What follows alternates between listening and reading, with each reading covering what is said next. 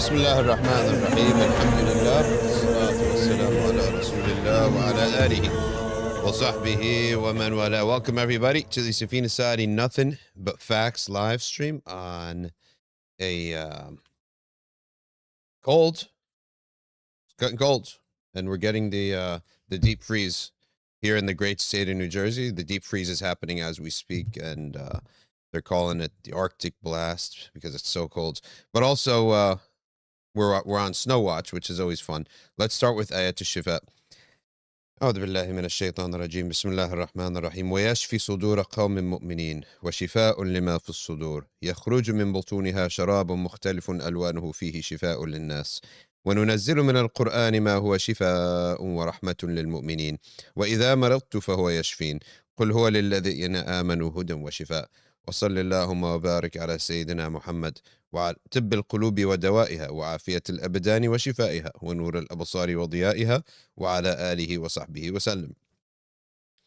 So you take this and we recite this every once in a while so that eventually you memorize it. And then there's of course the dua of shifa. اللهم يا شافي اشفي انت الشافي لا شفاء إلا شفاءك شفاء لا يغادر سقما ولا ألما.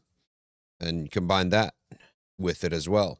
And of course, this is Mubarak. Olive oil is Mubarak. So even if you don't want to use it for your body, use it for religious reasons. Like just because Allah says it's blessed, use it in whatever capacity you can. And nobody's stopping anybody in Islam. Nobody says you can't use something except olive oil. That's, it would be excessive and extreme. Olive oil is wonderful, and other things, Allah created other things too, and human beings can make their own concoctions and have lotions and potions and whatever people want. But of course we would prioritize and put forth what Allah said clearly is blessed, so we could take those blessings. And by the way, I saw many of your emails the other day were forwarded to me. The loyalists, 1%, 0.1%, 0.2%, and they're going to get something. And you get a gift, a treat. Shaykh Ahmad Saleem is coming to talk about some shubuhat. Right. It's important that as we talk about these, some of the video clips we're going to show are some young people talking and saying things that need clarification or correction even. They shouldn't take it personally. We're going to blur their images out so they don't think we're personally attacking them, but we have to address these ideas that are going around. Everyone's got a platform these days. Anyone with a phone can state their opinion, which I think in one sense, that's actually good in one sense, because if something's true, it's easy to defend and it's convincing and it lasts the test of time. So the truth is going to win out eventually. If something's true, it's going to win out. And in this day, we're living in a day and age that there's no easy way to iman. Back in the old days, you had a community, you had a tribal chief, or you had a community, and there was hardly anyone, it wasn't easy to change people's opinion. It wasn't even easy to get to certain parts of the world. So if you learn the truth, you got an easy way with very few distractions taking you away from it. Just go back to most Muslims' great-great-grandparents. If they learned the truth early on, that was it. There was hardly ever going to be a need to actually think what's actually true about God, what about the Prophet? No. If you were on a ship that was sailing correctly and truthfully, you were good to go. Easy road, hopefully, to heaven. Now, the opposite's true too. If you're a regular person, but your surrounding environment wasn't good, it was very hard to enter into talk to these people. Now we're living in an age where Allah subhanahu wa ta'ala wants the truth for everybody and the challenge for everybody. So you could be somebody in the middle of the deserts these days, and you're hearing somebody talking about Hadith rejection. It would never have happened to your great-grandparents, but we're living in a day and age. Allah wants the test for everybody and the truth to be available for everybody. Let's go to some of the sayings of Prophet Isa bin Maryam, alayhi salam. Saying number 13. The Prophet Isa alayhi salam said, there are 4 qualities which are not found in a person without causing wonderment. Meaning, this person's amazing. Silence, which is the beginning of worship. Silencing your head, silencing your mind, not talking. Silence is the beginning of worship. We have to talk about our focus, silence of the mind today. Today, people may not be talking, but we're all on our phone all the time, texting, reading. So there's no mental silence. We actually need mental silence. I'm a big advocate of everybody's got to take a 5-minute break from their phone every once in a while. Just put the whole thing down. But you need to do this multiple times a day. And in those 5 minutes, if you could preferably speak to your creator, you're going to fill your heart with light. You're going to fill your heart with comfort. Speak to your, truly, a lot of your problems will go away. Things will get open for you. Number 2, humility before God. Number 3, an ascetic attitude towards the world. And number 4, poverty.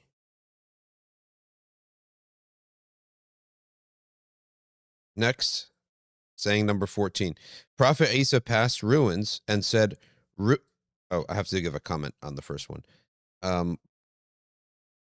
Poverty is not a virtue to go for in Islam.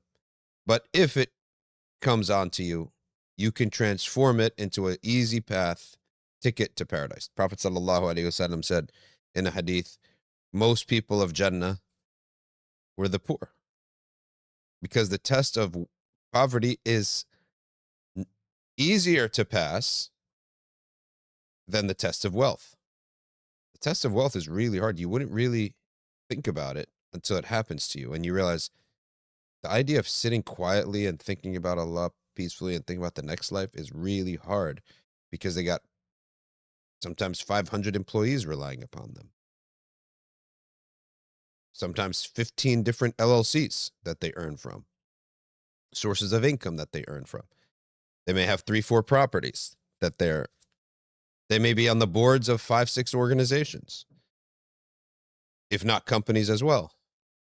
So the idea for them to just sit and think, we're leaving, life is so short, we're leaving anyway, it's very hard for them to do. The idea for them to take 2 weeks and just go on an Umrah trip, it's never going to happen. That phone is coming with him. 1-2 days he gets off, that phone, the meetings start up again. So that's number 1. They passed it. Their test wasn't, but they're also, it's a type of test. Poverty is a type of test that actually is aligned with the religious life. It is aligned with the religious life because, in fact, what else do you have to do? You're always praying to pay for the next bills.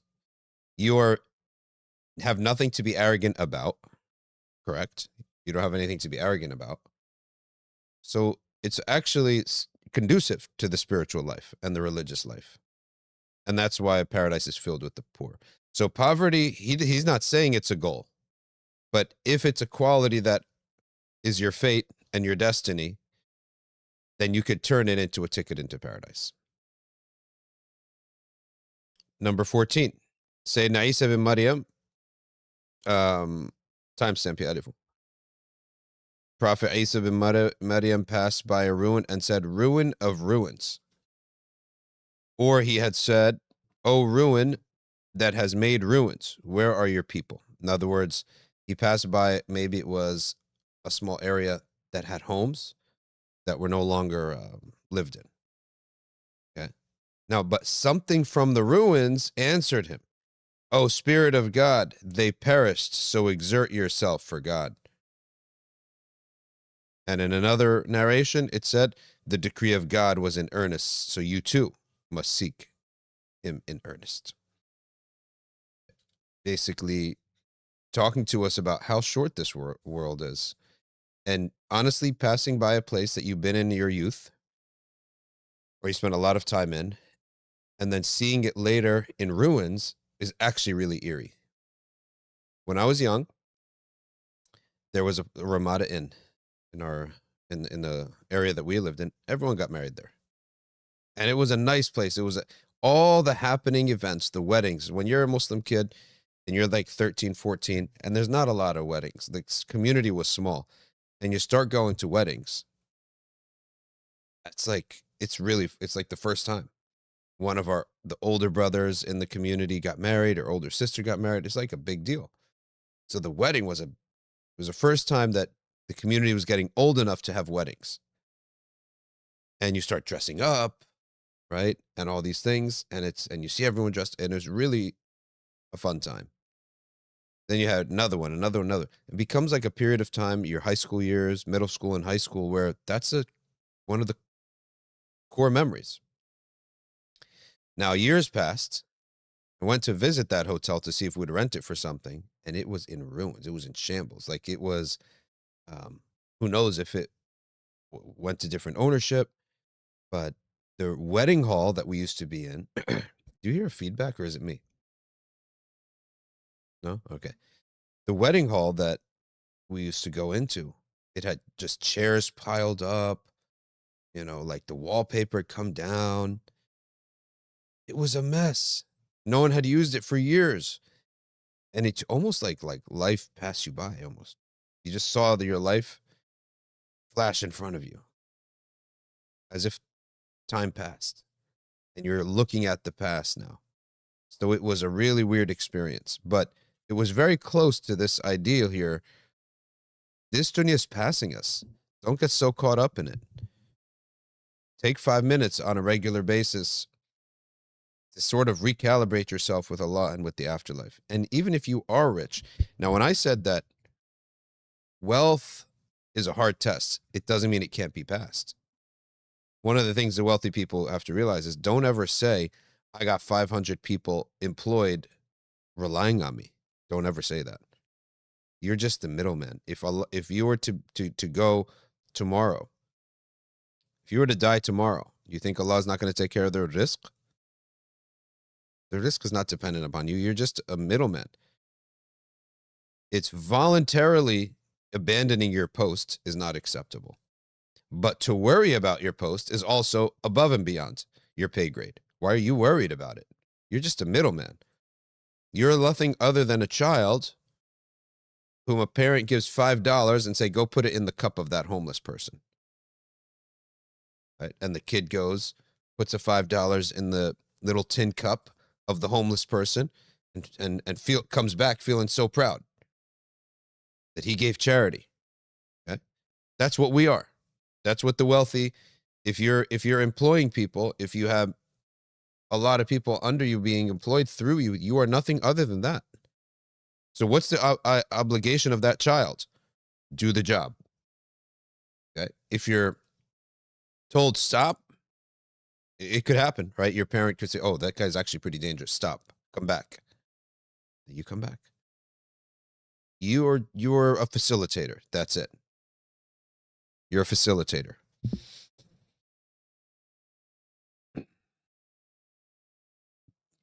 The rich have to get into a mental state that they're leaving this life. And it's hard because the life is so good in many ways. It's so good. Saying number 15. Prophet Isa bin Maryam said, strive for the sake of Allah and not for the sake of your bellies. Look at the birds coming and going. They neither reap nor plow, and God provides for them. If you say our bellies are larger than the bellies of birds, then look at these cattle, wild or tame, as they come and go, neither reaping nor plowing.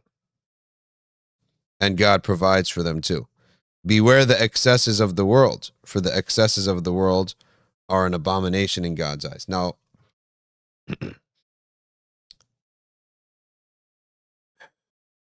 I'm actually on the stream, but I want you to hear this part. This is actually really important. A lot of spiritual sayings, they need tafsir. They need explanation. When Prophet Isa bin Maryam here says, strive for the sake of God and not for the sake of your bellies. Well, what does that mean? I can't go out there intending to get food and provide for my family. and I should only strive for the sake of God. No, it means strive for the sake of God, not for your bellies. One of the meanings here, we can at least for sure say, we go out to take asbab because Allah commanded us to. Right? Not because we believe that we're the source of the wealth. And there's a lot of, this reminded me of a lot of other things that come upon, questions that come upon the spiritual path. Like, for example, a lot of times, and I should point you to a Instagram video that I saw recently by Karim Kasanda. He said, people always, I think I pronounced it right. I think it's Hungarian, because you know he's half European. But he brought out, really, people ask, can I say this dhikr? Do I need a sheikh to say dhikr? To practice tasawwuf? So I don't need a sheikh to lift weights and to run track, right? I don't need a trainer, right? But will I get really that far? Here's a question for you. You don't need a sheikh to memorize the Qur'an, but find me 100 huffaz of Qur'an, ask how many of them did it by themselves. So the question is a problem here, because you're lumping a whole lot of things together and creating a dichotomy, which is not true. The dichotomy is, do I have to join like this group and do everything in and lumping the good and the bad of these turuq? Or can I just do it by myself? Well, the answer, of course, is yeah, you could do a lot of things by yourself, but will you get far? I would tell you, you can't even study fiqh by yourself. Like the terminology, man-made terms in fiqh, just man-made terms. You can get a dictionary to Qamus Mustalahat al-Fiqh al-Islami or something, but you're still not going to get far. And those are just man-made terms that you can look up in a dictionary. You will not go study Bab al-Buyu' and come back to me, right? Hey, you're cooked completely. Imagine now when you have a living Iblis trying to attack you. We are promoters of suhbah. Suhbat al-shiyukh is a huge part of our... Why ArcView, part of it is that you're in touch with the shiyukh. To promote this idea, you need people. Okay. You need people. And I'm not even getting into some of the other things that are almost, as Abu Hamid al-Ghazali says, we're going to stop writing here. Like there are asrar that are passed down from Shaykh to Murid.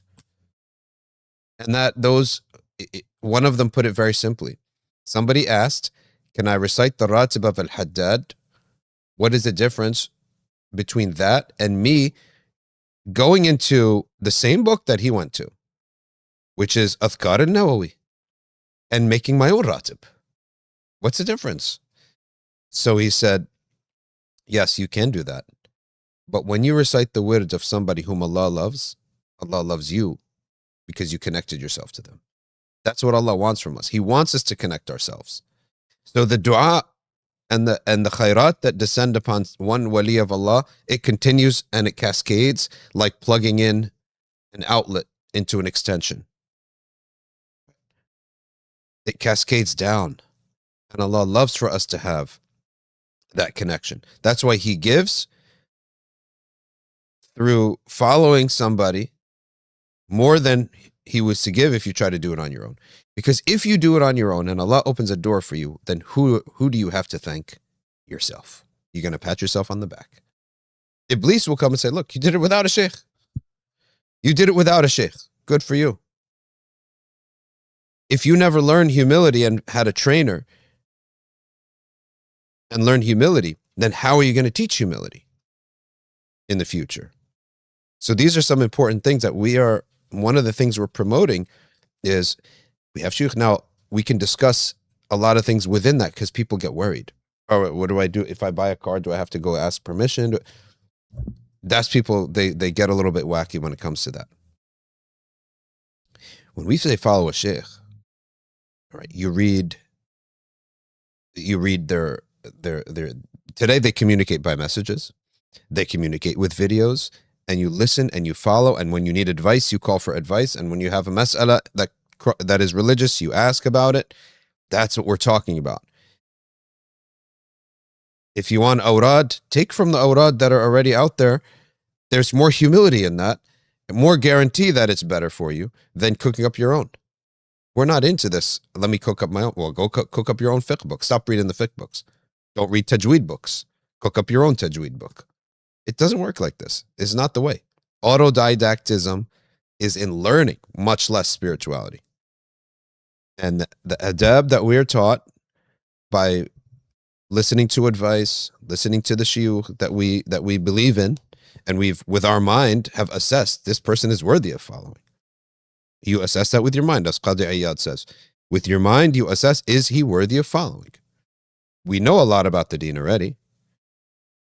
We compare. Does he reflect what we're saying about the deen? Right? Or what I know about the deen. Does he reflect those ideals? Yes or no? If the answer is yes, he's worthy of following. And I'm feeling benefit. Shaykh Abdul Hakim Murad, he said this too. Shurut. Shart number one, what you know of the deen and what is knowable that doesn't require scholarship, he reflects it. And I feel like I'm improving when I follow his advice, when I listen to his lessons, etc. When I say the adhkar as he recommends. Very important point here. He says here that the birds neither reap nor plow and God provides for them. So he is saying when you go out to work, keep in mind, Allah is the provider. Don't forget that point. Your body still has to be tired at the end of every day. We're reading from this book, which I told you he did a great job, I have to say, in collecting, and if you're listening on audio, it's called The Muslim Jesus by Tarif Khalidi. He did a great job in his compilation, and that's what we're, I don't always read all the commentary, to be honest with you. I'm giving the commentary based on what I heard our shiyukh talk about on the same principles, essentially. So when you go out to work, you go out to work knowing this is a sabab. This is a means.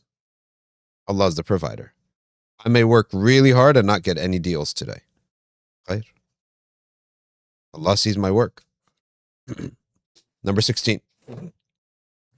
The Prophet Isa alayhi salam addressed his followers the night he was raised to heaven, saying, do not make your living from teaching the book of God. If you refrain from doing so, God will seat you upon pulpits of a single stone, of which is better than the world and all that that is therein. Abdul Jabbar said, these are the seats mentioned by God in the Qur'an upon seats of truth with a mighty king. Jesus was then raised to heaven. All right, so what is the meaning of this? We have to compare it to our Sharia and see what is valuable in this saying for us. Well, our Sharia holds that jihad and ta'lim, they're industries now. In the time of Bani Israel, maybe that wasn't the case. Or he meant by it, do not lie, do not skip saying the truth, do not avoid the truth, do not alter the truth of religion in order to earn money. That's the other possible saying that Sayyidina Isa meant to say here. That's the other applicable meaning to us, is do not lie and do not alter the truth of the religion just to earn money. Okay? So that's a possibility.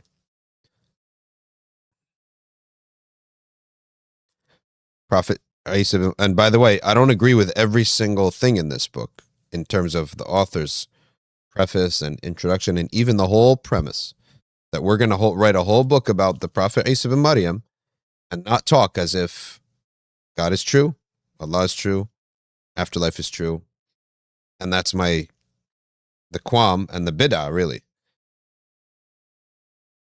of following Western naturalist academia. Anybody can be academic. Okay?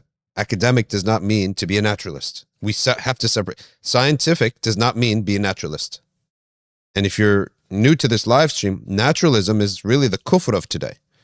Naturalism is essentially the idea that nothing could possibly exist or be true except the physical laws of nature and realities that we see in front of us.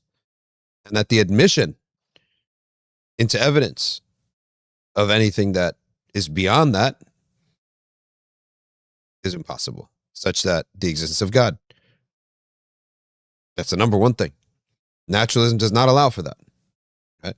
It's not something you can experiment and determine through demonstration. We say, okay, that's not our religion. That's not our belief about epistemology. We accept transmission. Transmission exists. Well, if we're going to do that, prove to me scientifically that the Napoleonic Wars happened. Prove to me scientifically that anything else before that happened. That Aristotle actually lived. Prove it to me scientifically. So, naturalism, beware of it. And do never willingly enter an arena of naturalism in which you have to speak like that. Because you talk like that, you're going to eventually believe it. Modernity, Tawqir is asking, it's basically, to me, it's naturalism. But ultimately, one of the most important features of modernity is this idea of naturalism. And it's the kufr of our time, the biggest kufr of our time. Nothing actually really truly exists except what we have with us here. Is Shaykh Ahmad Saleem coming soon? A few minutes, Shaykh Ahmad Saleem is coming. We're going to look at some videos and some posts and react to them, but I want to remind everybody here, because, people get very sensitive, that our goal here is the content of what's being said. Forget the person that's being said, because people get very sensitive. Although, if we really wanted to sell it, you do the opposite. Do the opposite. Attack the person, make drama, get reactions, and then have a face-off, right? In this kind of feuds. Feuds are that's the best thing to sell. That's how Trump won the election the first time. It's through feuds. Feuding, people love to watch it. But we can't really care what people say if it's contrary to what Allah wants. Malaika, Allah subhanahu wa ta'ala has commanded them, when you see argumentation, leave. Devils come, angels leave. Which argumentation is this? The jidal, that is personal now. But algorithms, the base desire of the nafs, human nafs, loves feuds. We love feuds. Right? If that's not the way of Allah, we're not doing it. And not only that, when you become someone that has shuyukh, you represent them in a sense. When you have a community, you represent the community. You got to represent it well. It's a privilege to be associated with someone like Habib Omar bin Hafid. That's a privilege. It's a privilege. It's a privilege to be associated with someone like Habib Muhammad al-Aidarus. These are privileges. Sheikh Mahmoud Shabib. These are privileges. New Brunswick Islamic Center. I don't want that's a privilege to represent these organizations. And you have family too. They have family. We're going to go with Allah's way. And we're going to exchange, we're going to discuss ideas, and we're not going to get into feuds. Algorithm can flush it down the toilet. Views, keep them. Views built based on feuding, keep it. Oh, it works for so-and-so. Our shuyukh already taught this. It may work. It's still haram. It may produce a good result for the viewer, and the sin goes back to the doer. You know that our shuyukh taught this already? On the ends don't justify the means. They said that a person could take an unlawful means towards a good end, and he will see it works. Yes, Allah guided through you, so the guidance goes to the person and the punishment goes to you. He says it's still haram. Do you believe that? That's why we study. That's why you study. You're not going to learn this on your first year. This is something I learned way later, right? That's why you study. So there are means, and you out there, some of you may be young du'at, and you're thinking about certain things and doing certain things. Well, now you know. And you may see your competition, they do it and it works. Yeah, it worked for the recipient or for the outside or for the material, and it's a lana on the inside. And Allah will not allow, He will not allow to be seated in the thrones of wilaya somebody who took the haram, forbidden means to attain religious success. He will not allow it. He will not allow it. It's not going to happen. Inna Allah tayyibun la yaqbalu illa tayyiba. Allah is pure and He does not accept anything unless it is pure. So for me to sit at home and create a feud behind a screen is actually easy and it's fun. SubhanAllah. But is it halal? Is it lawful? Is it what Allah loves? Is it what the shuyukh love? Would the community accept it? Is this what you want the youth to be seeing? Because then someday they'll create a feud with you, right? If you promote that. Feuding is a shahwa. It's a ladha. Imam al-Haddad said, shahwat al-qili wal-qal.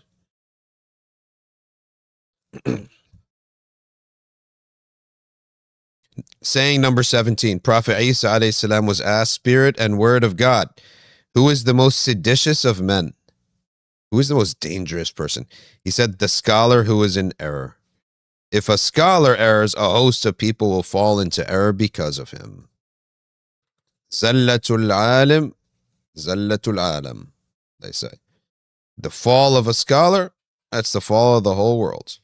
Meaning, all the people that are going to follow him into that error. They're all going to suffer. That's another reason we keep suhbah. It's really important. Ahmad, you know, that's a sword. You didn't see the sword? What? Ahmad is here. He didn't see the sword yesterday. You didn't watch the stream yesterday? You must have not seen the stream yesterday. Shit. Oh. Boom. Look at that. Look at that. I just heard you talking about feuds. Yeah, we're saying that, feuds. I don't believe in feuding. This is what I believe in. Why would I feud with you? Right? Feuding. Either I got power over you or I don't. I have power over you, why feud? We got this. We can talk nicely. And then this. My friend. Right? All right, saying number 18. Sayyidina Yahya, son of Zakaria. And we know that Zakaria and Maryam are cousins. Their mothers are sisters. Hannah and Elizabeth. Okay? Look at his eyes as he looked at that. You should have seen his eyes when he looked at the sword, the cat. He's like, wait, am I going to get slaughtered today? Because we're Maliki? He's like, oh shoot, these Malikis, man, they're going to kill me and eat me. It's only makruh for us to eat cat, by the way. You know when the Ottoman Khalifas, they carry a sword, the Khatib carries a sword if the mosque was gained through conquest. Or if that building was gained through conquest, government conquest. Like it was a government building and they gained it through conquest. Other than that, they carried the staff. All right. Yahya, son of Zakaria. He met Sayyidina Isa bin Maryam. His, I guess, kind of nephew. Your cousin's kids. Your cousin's child would be a type of nephew, once removed. Tell me, what is it that draws one near to God's favor and distances one from God's wrath? Okay? This is what the awliya and the arifin and the NBF talk about. Nearness to Allah. Just like the rich, what do they talk about? How to make more money. In the gym, what do they talk about? How to be in better shape. Football coaches, what do they talk about? How to win more games. So likewise, the people of Allah, they talk about how to get closer to Allah. Prophet Isa bin Maryam said, avoid anger. Don't get angry. Yahya said, what arouses anger? And what makes it reoccur? Okay, so let's avoid anger, but what's the source of anger? We need the source. He said, pride, fanaticism, haughtiness, and magnificence. It's pride. That's what arouses anger. Okay? It's pride. Fanaticism is bad. Fanaticism. Too fanatical about an opinion, a matter of opinion. Let's say it's not a matter of opinion. It's still a problem. Because human nature, it changes slowly. Human nature takes time to change. Human nature, one of the reasons, Habib Muhammad al-Aidarus, he said, one of the reasons we don't name people and don't feud with them is because it makes it really hard for them to ever change. They'll never change if we do that. It makes it really, you've actually made their job harder when you're trying to convince them to change, but you made their job harder. Okay. So what else? Let's also remember, why would I need to get angry when Allah's in charge? Did Allah make me go and take care of the world? Do I have to go take care of the world? I got to do my own thing. Give some nice words of advice to a couple people here and there, and that's it. Call it a day. They're Allah's creation. What am I worried about? Even today, we're going to talk about subject which is like pretty unfortunate for the community, is that the way we're living has produced a calamity. The way that we're raising kids in the community from the age of 10 to 20 is problematic, to the point that around the age of 20, they don't get married. Now they hit 30, and now the window is like really closed. And we're going to bring a video of her talking about that.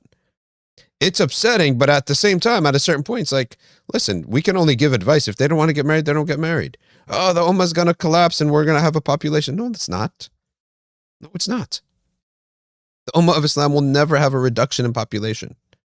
Maybe American Muslims will, but the ummah at large won't. And if people don't want to we can only give advice. If you don't want to get married, why am I going to hype myself up and give myself high blood pressure over someone else? If you don't want to get married, that's on you. Don't get married. But we had to tell you, as a type of nasiha, if we want to avoid what this sister is going to speak about in this video right here, where she cancels her event, matrimonial event, because 100 women signed up, 3 men signed up. She had to eliminate 2 of the 3 dudes for different reasons. Like, one was unemployed. I think like they had a condition. You had to be employed, right? I have no idea. She canceled the event and she's like, listen, we got a serious problem here.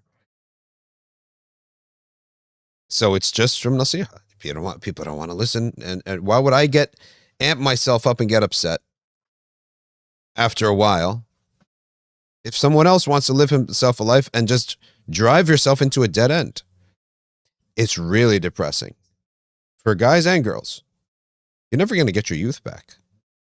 You're never going to be able to go back into your 20s and live with somebody again. So we have to give nasiha. And that's it. And why do I say this? I think you want to last a long time in the ummah, then cool down your blood. Cool your heart down. You'll last a long time. You'll give a lot of good advice to people, and maybe you do good things. Next question. Now, Sayyidina Isa bin Maryam asks a question. Sayyidina Yahya asks a question. He says, let me ask you another question. Ask what you will, replied Sayyidina Isa. He says, adultery, subhanallah, az-zina. What creates it and what makes it recur? Prophet Isa said, a glance. Okay, said Sayyidina Isa, which implants in the heart something that makes it veer excessively towards amusement and self-indulgence, thus increasing heedlessness and sin. Do not stare at what does not belong to you. He expands it now. Do not stare at what does not belong to you. For what you have not seen will not make you wiser, and what you do not hear will not trouble you. Okay? Don't look at things that are not yours. You're gonna feel like, all right, you're desirous of something that you can't have. You're just gonna cause yourself pain. The smart people, they control their focus and they don't let the algorithms control them. While Sheikh Ahmad Saleem is coming in his fancy new studio out of Atlanta, Georgia, gorgeous looking studio that he has going on there. Okay. Let's take this question from Ahmad F4Q5G. How do you respond to these I3 brothers who say the purpose of Islam is to establish Islamic political system, Khilafah? Well, it is one of the one of the goals of Islam is for Muslims to rule themselves. It's not from the purposes of religion for us to live under somebody else. But if we happen to live under someone else, we have rules for that. As we all are living in America, Canada, UK, 100 million Muslims, I think more, are living in Western countries. There are rules for how we live. There are rules. But as an ideal, Muslims, when they rule a land, should apply God's law. They should live by God's law. Is there a law better than God's law? Is there anyone who's going to know better about how humans should live more than the Creator? Of course not. So to the degree in which Muslims are ruling themselves, yeah, they're correct about that. Okay. Now, how do you do it? No, we have Sharia for that.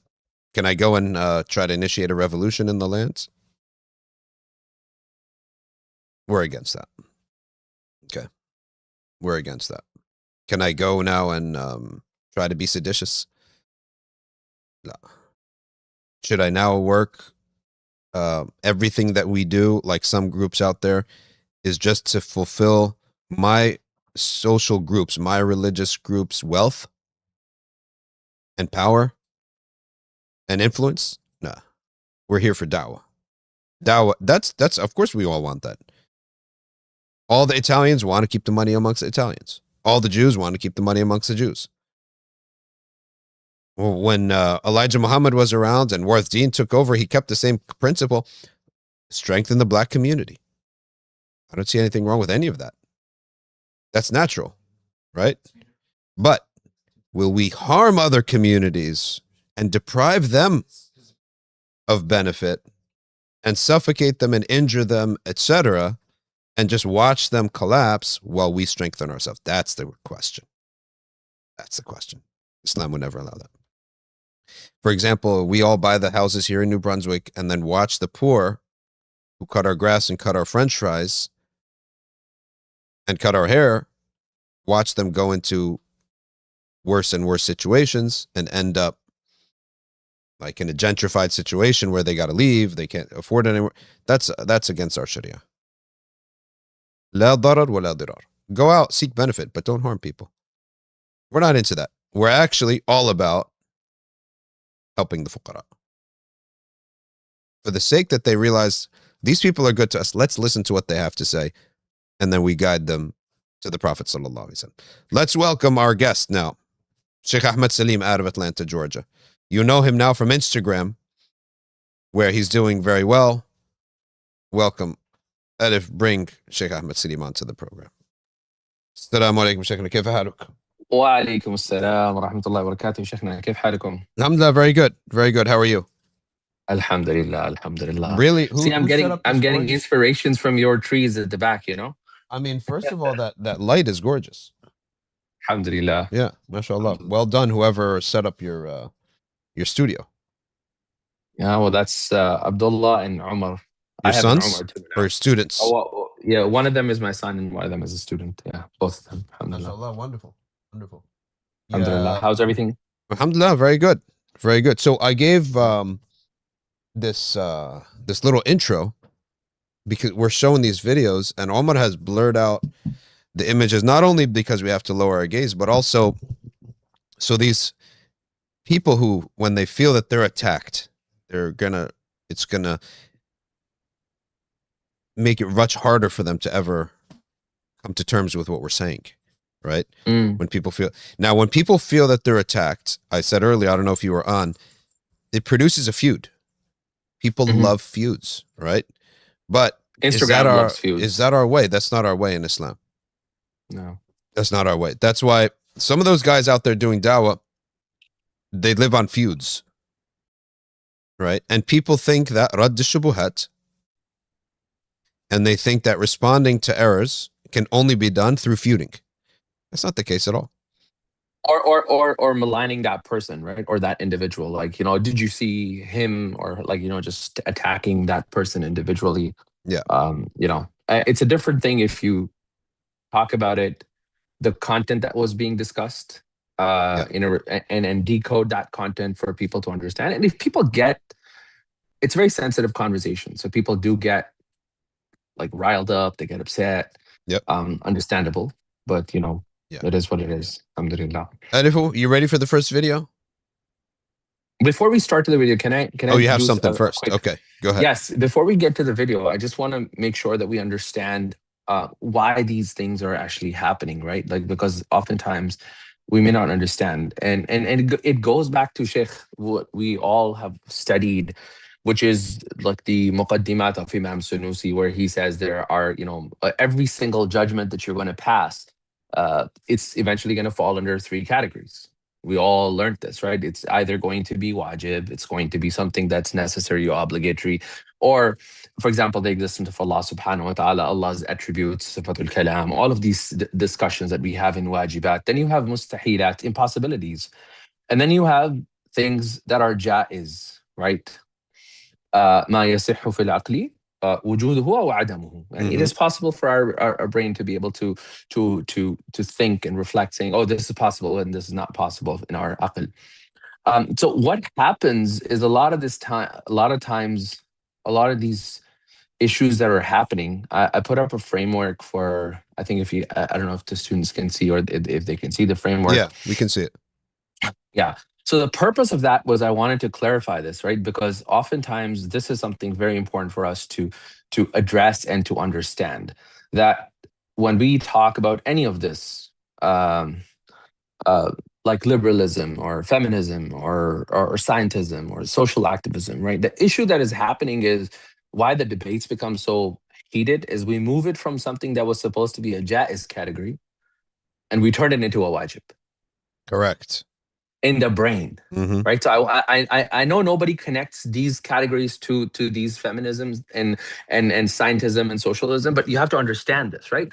So this is where the actual crux of the problem is, right? When I say in my brain, aqlan, or however you want to say it, but when I look at those things in my brain, and I say, you know what, God cannot command different roles for men and women. That's the issue that I have in my brain. For us, it's jaiz. Allah can command both, right? Whatever He wills. But then they treat the jaiz as mustahil. Correct. Yeah. So this is where why I'm so much fixated and focusing on and decoding these problems is because then when we say it's mustahil, we go from there, and then what we do is we actually do a tafsir that will prove the istihala of that hukum, right? It's like, look, because you're convinced that it's mustahil, so now you're going to find every single sliver and trying to reframe that argument, somehow gerrymander it into like zigzag, and eventually you feel like, oh wow, that just got proved. It's mustahil, like all those things. We call that putting the horse before the carriage. Beautiful, right? Yeah. So this is like, so what I want to do is like, that framework is there. What I posted 2 days ago, I believe, was 5 main reasons, according to peer research, Yaqeen and another, that these are the 5 reasons why people are leaving Islam. And those reasons are right in front of the people, but a lot of times we're not realizing how they're connected. So what I've done is I've taken, again, mind you, maybe some people who are more, deep into Aqidah might find some problems. This is something I put together in an hour, hour and a half, trying to connect those so every framework and community can have access to this. So if you look at liberalism, if you look at scientism, any of these isms that we're discussing over there, you will be able to see the categorization of like knowledge, and what is happening. But more importantly, what I did is, so those sources, right, why they are all connected. So if you look at source number one, why people leave Islam is gender ethics, right? Which is going straight back to feminism. Source number two is scientism. So the hukum adi or empirical evidence, and we turn empirical evidence into absolutes. Like it is, science is haq and everything else has to conform to science. And that's why I'm not a big believer of trying to prove Qur'an through scientific, look, science miracle. And then we try to prove Qur'an through a scientific miracle. No. If Qur'an proves the scientific miracle, we're fine, but we don't do the reverse. Yeah. So if it's a theory that aligns with the Qur'an, that's a great observation. But if the theory goes left, we're sticking with the Qur'an. We're sticking with the Qur'an. But absolutely. The facts, scientific facts, will by necessity match God's word. Absolutely, yes. If something fact, but very few things are facts in science. If you know some stuff, most of it is based on some dogmatic belief, and then you have to build on it. Most of those scientific miracles in the Qur'an are through things that are microscopic, that the naked eye of the 7th century couldn't see. And then a tool, that's all that is in between, now allows us to see it, and we find that mentioned in the Qur'an. That's it. Absolutely. Yeah, absolutely. The next one was Islamic violence, and that's social activism. So people see that, and, there's Islamic violence. That's a source. Again, all of these then eventually go into personal trauma. Yeah. Right. Gender ethics, personal trauma. And that's a third cause of why people leave Islam, personal trauma. Right. I believe in Yaqeen's diagram of conviction circles, they had an entire section on personal trauma and one of the sources of why people leave. And it was something really interesting to see that. And it is jaiz, right? If you think about it, it is jaiz for Muslims to fail, but that doesn't mean we change Islam. Correct. Right? That's the problem. 100%. They're like, oh, if Islam is perfect, Muslims have to be perfect. It is wajib on Muslims to be perfect. Since Muslims are not perfect, I don't want to be part of Islam. Mm-hmm. Right? That's the argumentation that happens in the person's brain, right? And it's sad. And last, which you and I all are aware of this, is it is jaiz for our leadership to fail. Right? I'm not a Muslim. I'm not a Muslim. I've left Islam because I had a bad imam who gave me a bad answer. Yeah, it's also jaiz, and not only jaiz, within the jaiz, it's almost highly, I would say actually not jaiz, necessary for every person to have mistakes. The Prophet ﷺ said, "Kullu bani Adam khata." Absolutely. Right? Even if he's not sinful in it, it's just he could still have mistakes. Yeah. So this framework is important for us to have in front when we have the following, for example, an imam doesn't have an answer. That's not a reason for you to leave Islam. Yeah. You just went to the wrong imam. Yeah. I'll give you an example of something that happened two days ago with me. Somebody called in panic. She was having panic attack or whatever. And she's like, oh yeah, you know what? I spoke to this imam, and imam said, you cannot have a divorce. And I have been waiting for, I don't know, a month waiting for this imam, like whatever. So it's a whole story. So I said to her, I'm like, did your husband ever give you a divorce? She's like, yeah, last year, almost 8 months ago, he gave me a divorce. But most imams said, that's not a divorce. So I said, do you have an audio of where he said the divorce in WhatsApp? He's like, yeah. So I looked at the divorce, I verified that it is the person. And I gave it to 3 different scholars of 3 different madhabs who are actual scholars. And they all said, this is mughallada. Yani this is divorce. Like, because he said, talaq. If you do not come back to my house by tomorrow at this time, I give you 3 talaqs.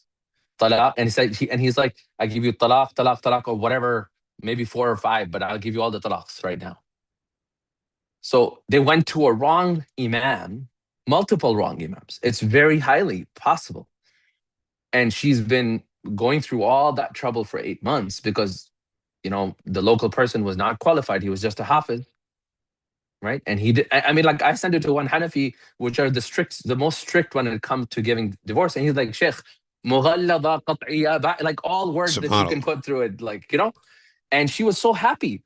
But imagine if she had not gotten the help. Yep. Or somehow through my Instagram or something gotten to reach to me, right? And then had that conversation, she would still be in that situation. And that's why, fiqh of nikah before you get married, imperative. Yep. Like if you don't teach the basic fard ayn type of a fiqh I mean, there should be a course, I think, like a fard ayn course for fiqh nikah. Like there should be a course on that. Yeah. Right? Like basic fard ayn. When you run a masjid, anyone who marries in the masjid should at least understand what entails a talaq at the very minimum. Yes. So at that they don't fall into yes.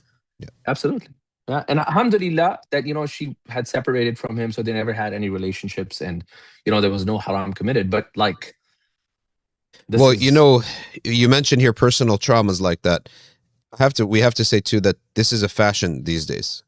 That too. My personal trauma is how I actually form my worldview. Yeah. When that's like a huge problem. It becomes an identity. It's an identity, and my whole worldview and actual facts and realities actually need to conform to that. So it's trauma produces an identity, and identity becomes the driver. Really, at the end of the day, trauma is a driver of how I view the world. And facts that don't fit into this new worldview that I created for myself just have to be sloughed off. It could be the whole Hadith literature, if that's the case. So that's literally ahwa, following whims. That's why our scholars, literally, they got it right. And I never understood why they said this until later. That was just like a derogatory terms. They call innovators people of whims, because literally your worldview is based on nothing but a feeling and emotion.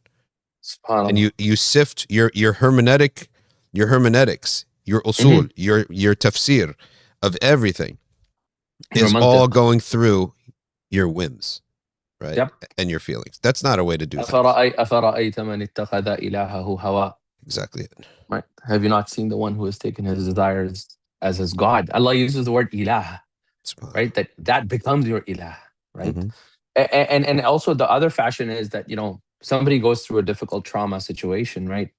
We're not underplaying, we're not privy to all the details, right?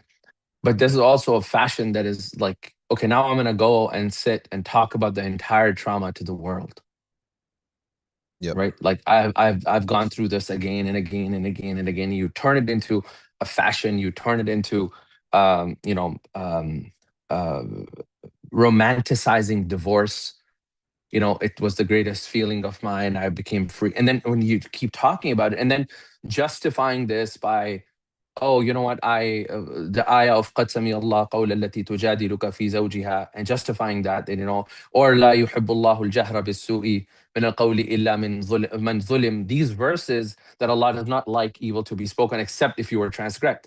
But if you go and read the tafsir of all of these verses, it never says you put yourself on a social media platform and talk about that dhulm. It's to a qadi or to a concerned person. It's confined to a very specific context. To an executor. Yeah, somebody who can make a decision. You can talk to an imam about it. You can talk to your dad about it. You can talk to a male guardian in your family. You can talk to an elder. You can talk to the elder of the male. Those are people. But never does Islam say that you come and discuss all of your issues to the entire world. And then you get like 7,000 comments of saying, oh yeah, I'm there with you all the time. That's not. And then that's how ilah أَفَرَأَيْتَ مَنِ اتَّخَذَ إِلَهَهُ happens, right? Because, oh my God, I'm being validated. Yep. And then that validation becomes a source of a cyclical. It becomes a shahwa. It becomes a desire. It becomes a shahwa. Absolutely. Yeah. A shahwa is like a desire. And I want to add something else to this. There's another social problem with this, is that there comes a certain point in time where we can no longer validate and separate the actual trauma victims from fake trauma victims. Subhanallah. So you're actually opening the door to a lot of fakes, whereas it's very hard to go to the police as a fake. You got to bring Mhm. evidence, right? But Yeah. it's so easy to go write an article, write an op-ed, or make an Instagram post about all my trauma, because there's no verification. Sometimes you don't mention a name and you just put it out there. It could be anybody. Oh, wow. It could have been me. It could have been so, like, you put it out there as such a wide net, right, of people. Nope. So you didn't name anyone, but you actually brought in the horizon. Nobody knows who you're talking about. They could have been SubhanAllah. talking about you. Could have been talking about me. So that's another problem. So the point of entry is so low. Mhm. It's just publicly say stuff that we A, don't know is true, B, don't know who you're talking about, and C, haven't heard their side of the case. Mhm. And no one's going to demand evidence. It's just entertainment in a sense. Yeah. So Yeah. if once people start doing that, now we're actually going to end up discarding actual trauma victims. Absolutely. So that's why what you mentioned, Yeah. and going to an executor who can execute a change, he's going to require evidence.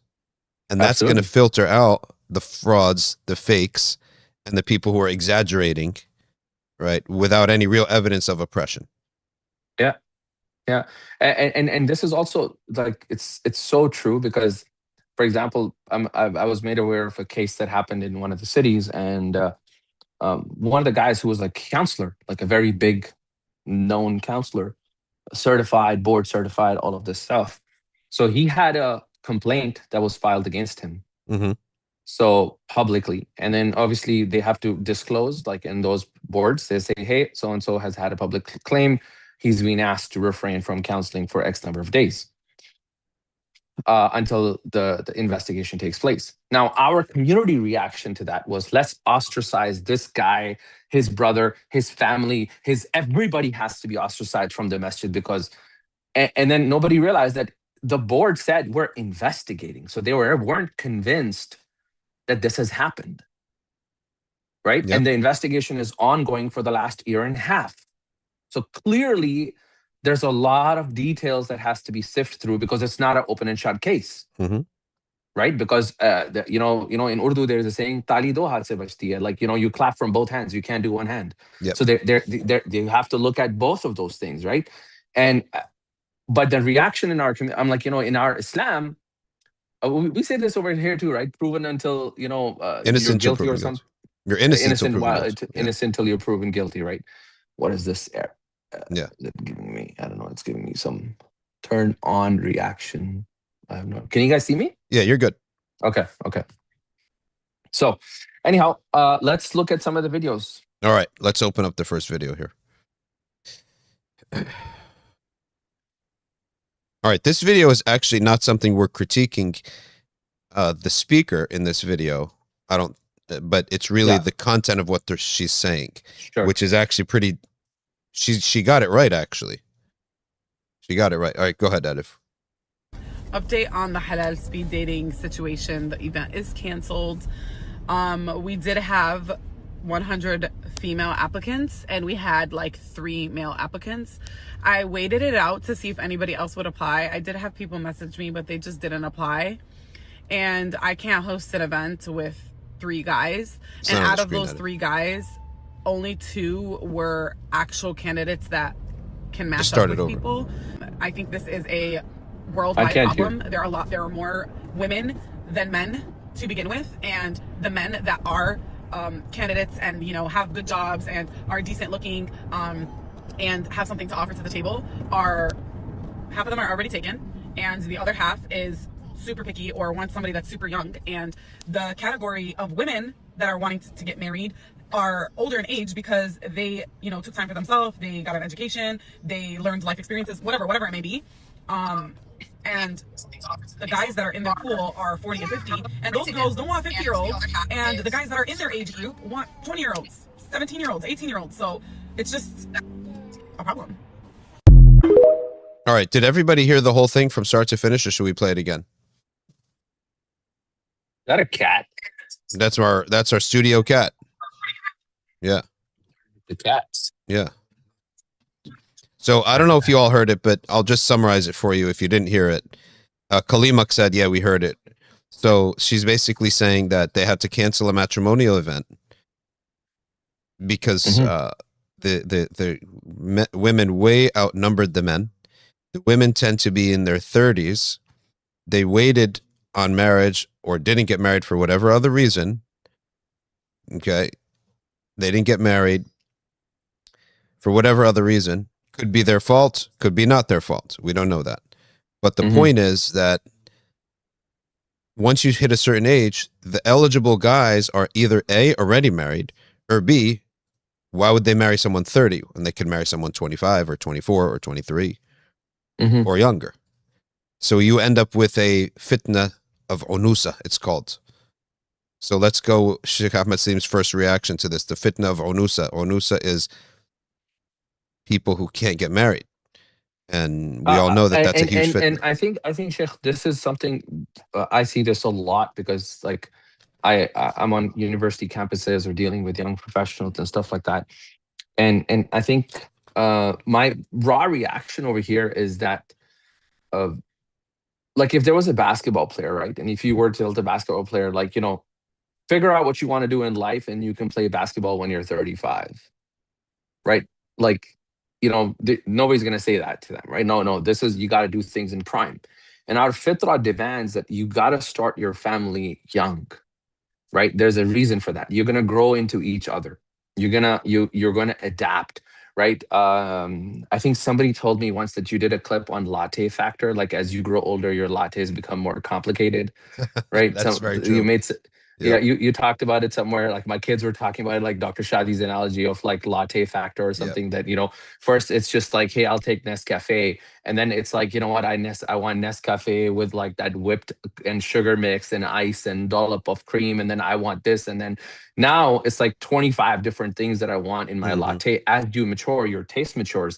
Uh, I was okay with a Shoppers Drug Mart cologne when I was like 19, right? Like I could just go pick up a $19 per, and now it's like, you know what? I want an incense that's like frankincense. It needs to have this in it and it's got to have an upper note. And like, and you're very picky about that, right? And just simple example of how I reacted with, so that same thing plays into our lives, right? And it's true for guys and girls, by the way, Mm-hmm. right? Um, Well, it's for just guys, yeah, for if we had to do a merger between two corner stores. yeah. I got a store on the corner, I'm selling bread and beans, and you're on the other corner and you're selling bread and beans and Mhm. gum and soda. That's going to be an easy merger for us to do. But how about CVS and Walgreens? How long is That's that gonna be merger going like to take? almost impossible. Almost impossible. The factors Yeah. become so difficult because your life got so complicated. Both sides Mm. got complicated in a good or bad way, but they're complicated. It is. Continue. Yeah. So I think younger you are, the easier it is for us to adapt in one another. And the interesting part that I always tell people also is that it is also important for us to understand that um, uh, for a woman, for example, you're going to have a natural urge at the 30s when you're in your 30s to have a family, right? Now, if you start your career, if you start your family in your 30s, and hopefully, inshallah, you find a good guy, you're going to have your time frame in which you can have kids around 40. Your fertility goes down, right? Your fertility goes down a lot. You're going to have to figure out things, and then you're going to start having breaks right at the peak of your career, and then we all know that it becomes very difficult for us to go back. Like once you've gone for 3 years, your natural instincts of being a mother are going to kick in. All these things are going to kick in, and then eventually most people end up then not going back, or when they do go back, they can never climb back to the level.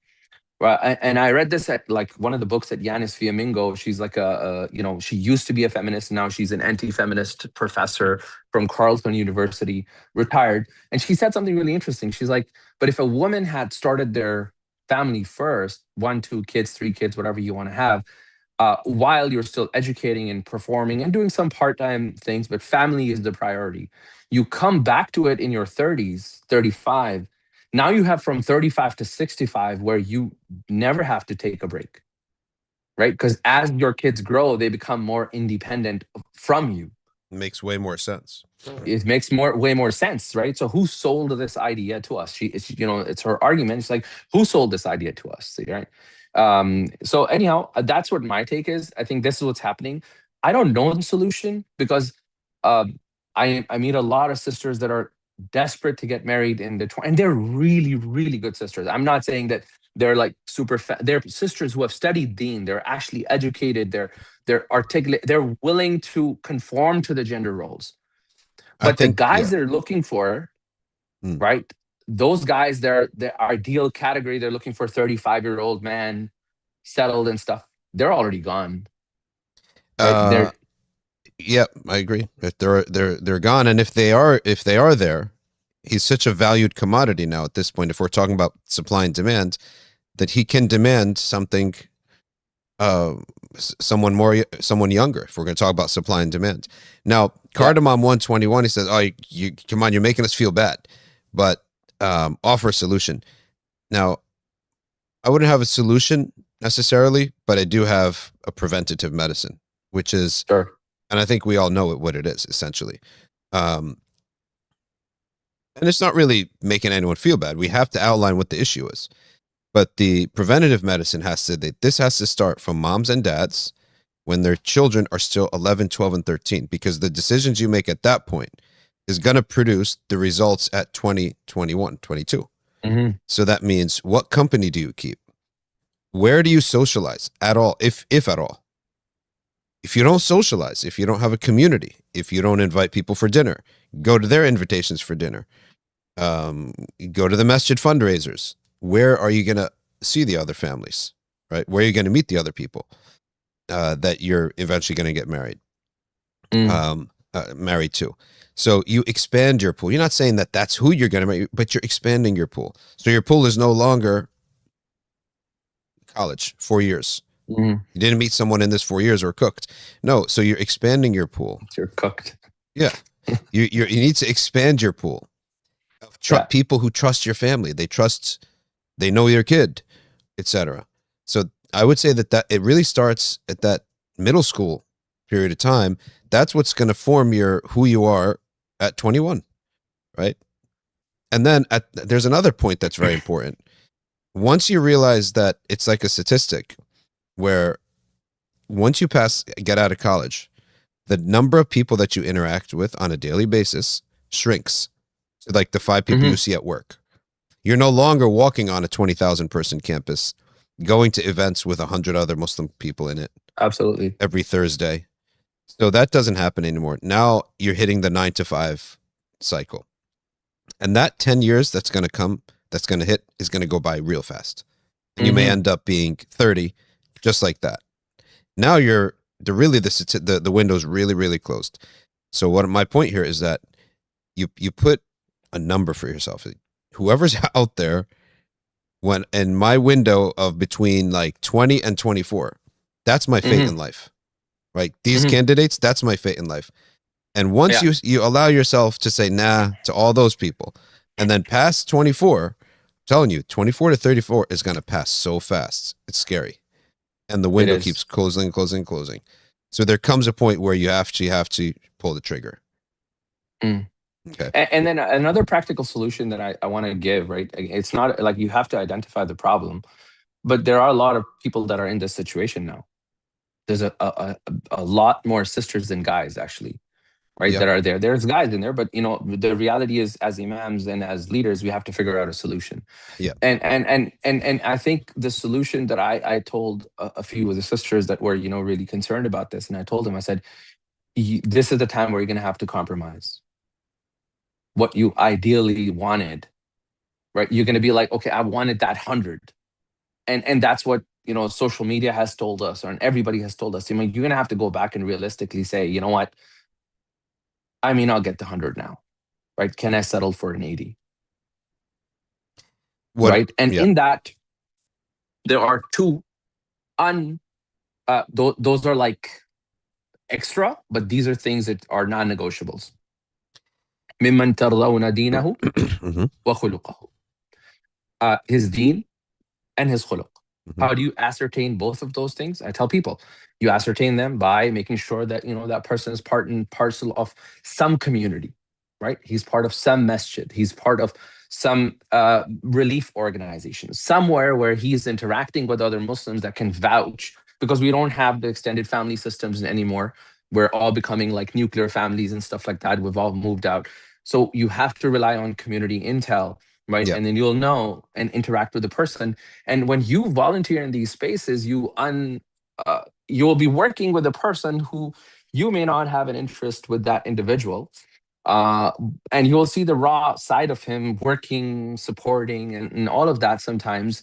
And that's a really good place where you can find good candidates. The other thing I tell them is, look, the good old auntie network, man, right? Like, I know people, and then they're like, okay, I'm going to trust the auntie network. And they called some of the older aunties and aunties, like, they're always for lookouts, right? They're like, oh yeah, I know this one guy. He's like the unique. And then they will do the math. And then I've seen wonders. Once you say, you know what, my system has not worked, because clearly if you're 29, 30 and you've tried multiple times and you've not got the result, your system's not working. Yep. That's the second point, right? You have to reevaluate that whatever you've been doing. I truly believe no sister or brother was sitting in their 22, 23 saying, I don't want to get married till 30. If it was you, that's your problem. But majority of them, as you said, 24 to 30, time crept up. Oh my God, I'm 29. I need to settle down, right? The reality hits. So the system you have deployed, not going to work, or it's not been working. How about this? When you say you have to change your standards a bit, what a lot of guys have become is passport bros. They go to another country. Oh, subhanallah. And they find my that iPad is dying. I'm going to switch the call to the laptop. Switch. Go ahead. I'll pick it up. I'm going to go to the single stream. And I'll log back in. No problem. But to give a solution, I mean, Cardamom is saying, instead of promoting despair and hopelessness, okay, she deleted it. But what I'm saying here is that sometimes we do have to address the problem. So Cardamom, maybe you are aware of the problem. Not everyone else is aware of it. It has to be spelled out to some people. So sometimes the solution has been to expand. And women can expand too. Women can expand too. And it may be sort of unnatural, not the same culture and different, but if you're an American woman, there are probably a lot of guys who want to come live in America. That's not good. It's not good that a man wants to come and live in a certain country and he's just sort of, you never know if what his sincerity is like. So but I'm saying, if you were to expand it to, let's say, outside the country, who knows? That could be a solution. The guys pretty much don't have a problem doing that, right? Would women have a problem with it? Alana, I don't know. Okay. There's a lot of guys here offering other solutions. Okay. So but I think that the prevention is also equally important, and that is really an address to the parents of middle schoolers, because the mentality and the almost worship, Sheikh Ahmad's back, the almost worship, I would say, of careerism to me is a problem. Absolutely. Like, I think you're setting someone up for a really bad patch of life. I've seen it on both genders, from both genders, really like dry patch where, yes, all the career is there, but there's a hole in the person's heart because they feel like there's no hope. And then they did end up actually finding solutions, as we said, passport bros, what they call them nowadays. But the women also found solutions with that. Guys abroad who find it fascinating to be married to an American. But so, the problem. Well, with Zilda here agrees. She says, I expanded my net. Sorry. Good. All right, let's go to the next video. Can you guys hear me? We can see you, yeah. Okay. All right, this is a picture. I'll read it out. Quote says, I do not accept a husband who exercises authority over me. These aren't the words of a feminist. They are the words of the Prophet's sallallahu alaihi wasallam's granddaughter, Sukaina bint al-Hussein. No reference. source mentioned, so I don't even know if that's true. She rejected polygamy and male control, divorced men who violated her rights. If this feels threatening, it's because you were taught a version of Islam that benefited men. Ajib. Okay. Tafaddal. Firstly, so you see over here in the screenshot what Raise the what volume. you're gonna, yeah, what you're going to see in the screenshot is that she said she's the granddaughter, right? So Sukaina bint Hussein was the great granddaughter, right? She was not a Sahabi. So that's a very important. So there's an error in that in the first place. Yeah. That's an error in that. So a distinction that she didn't meet. But this particular statement, funny thing, I actually looked into it earlier, and I found that it actually found in some Arabic diwan, right, mentions about this random.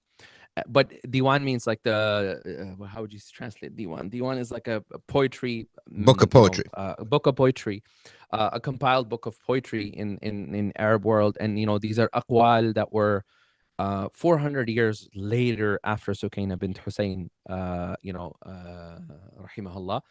But really interesting when I actually looked at, it's by most of the historians, they said it's a fabricated statement, but here's the interesting part. Even in the fabricated statement, when you go and read the Arabic part of it, it's something really fascinating, because it says, she said, you cannot divorce me. Like she didn't want to leave the man. So the authorities she wanted to take away from that man was that, I like you so much that I'll marry you on this one condition, that you will never divorce me. Subhanallah. So that reframing completely changes what she actually said, right? The second thing she said is, and that's even more interesting. The second thing she said is, I want to have autonomy in my affairs. The Qiwama system never takes that autonomy away from anybody on your affairs, like what the clothes, it doesn't take that, right? There are certain things in which the man is responsible, because he's responsible for the protection of his wife, he's responsible for nafaqah. Those responsibilities, Qiwama referenced as, a control. And again, I want to also caveat this. We have a lot of men, Shaykh, that do not understand this. They understand the Qiwama wrongly. And then they say, you know what? I want you to sit. I want you to stand. You're going to sit when I tell you. You're going to stand when I tell you. And then add to that, the Sas drama, right? The mother-in-law drama, right? That, the mother-in-law now becomes the too many households. The wife ends up becoming the servant in the house of the in-laws, and she doesn't have any autonomy. And this reaction is coming from there, which was not Islamic in the first place. But again, remember, ja is mustahil. So that's what happened here, right? She took saying, if this is Islam, it is impossible that this can be Islam. So I need to go and rewrite what Islam is. Yeah. That's exactly what happened here. Right. I tell you that Abdurrahman, Sheikh Al-Habib, Abdurrahman Al-Saqaf recently was in an interview with a kid in Jeddah who became an atheist. And his friends brought him, oh, you can't do this, blah, blah, blah. The Sheikh sat with him talking about deen for an hour, got nowhere with him. Then a light bulb struck. He said, maybe this kid he's arguing because he hates the source of who taught him the deen. So he said to him, tell me about your relationship with your dad. Did he beat you? The kid broke down crying. He hates his dad. That's where he learned his deen from.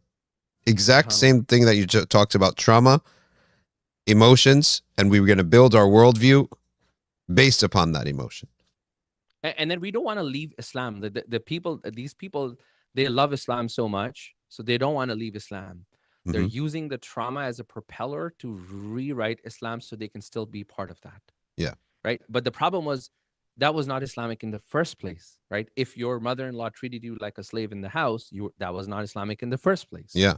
If your husband did not give you a house on the day of marriage alone, if you agreed to live with the in-laws, that's up to the two of you. وَعَاشِرُهُنَّ بِالْمَعْرُوفِ. The two of you decide, right? Al-ishra bil-ma'ruf. But if you demand it and he says, no, my mom says, you can't get a house, I can't leave the house, this and that. Nowhere in this, like I actually, Sheikh, did this. I actually went and found out how many Sahabas do we have examples of that actually lived with their mothers after they got married. Mm-hmm. They all understood birrul walidain better than any one of us today. Yep. Right? And I came across only like 3 Sahabas. Yeah. And they were circumstantial, like Abu Huraira, right? There were circumstances revolving around their conditions where they had to be with their mothers. Mm-hmm. Right? So I this think should be a lot urf mulgha. Yes, absolutely. If it's harmful. Definitely. If anything, the Sharia tells us the opposite. إما يبلغن عندك الكبر. When your Yes. parents grow old with you, that means if anything, when you become an adult, if you're if anything, then the parents should move with you, not you moving in back with them with a wife. Absolutely. Absolutely. All right, next video, yeah. SubhanAllah.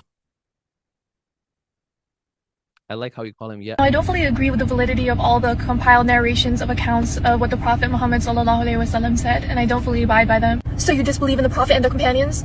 No, it's been 1400 years since those companions lived and the Prophet lived, and I don't believe that their words have been passed down even through the authentication, but this authentication of the hadiths is by man, not by God. But the hadiths in the Quran go 1 and 1. How do you even believe in the Quran then?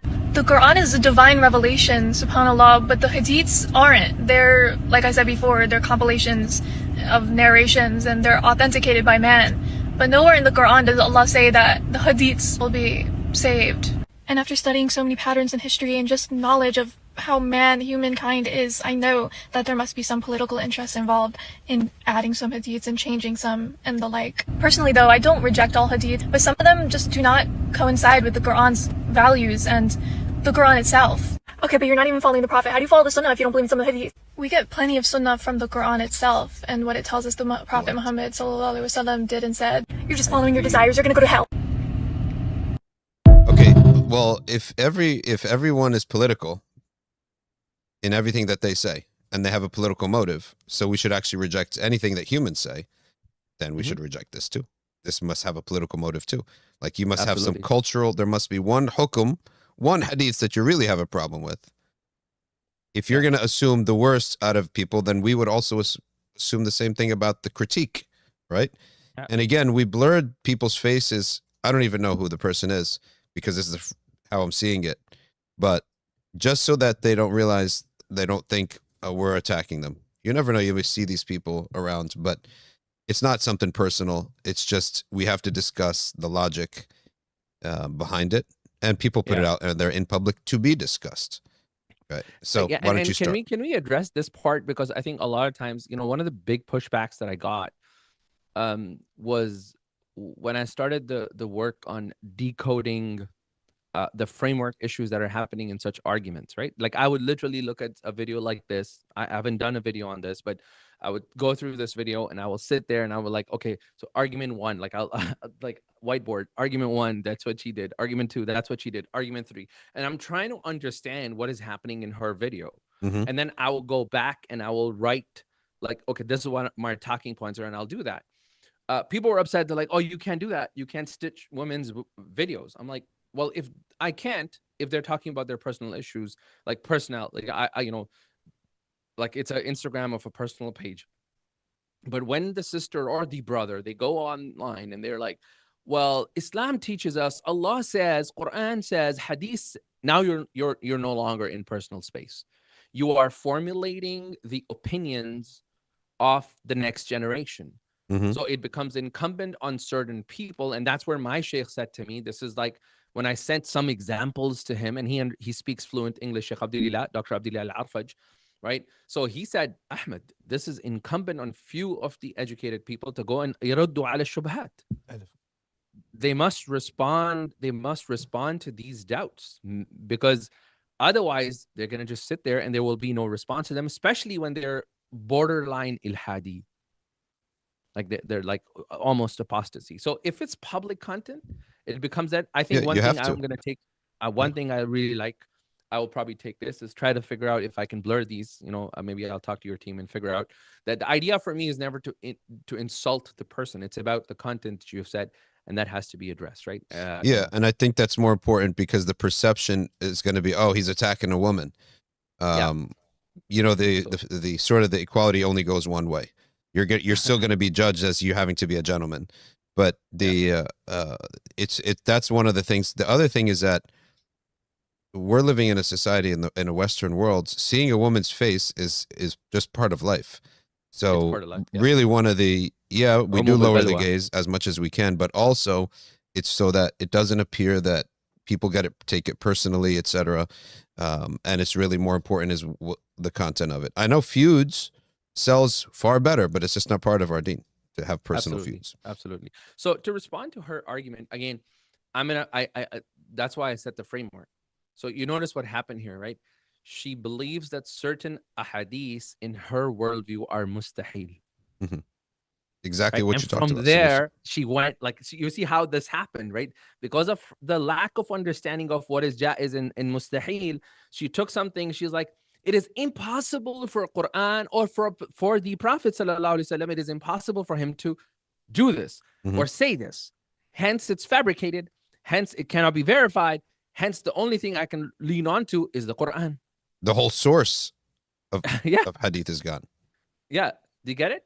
So this is something that I want to address more. And obviously, these type of statements, we all know, like, you know, classically are considered not the individual. We're not talking about the individual, but, you know, these problematic. I don't know about where you stand, but like anybody who denies hadith, like they're not a Muslim. Yeah, of course.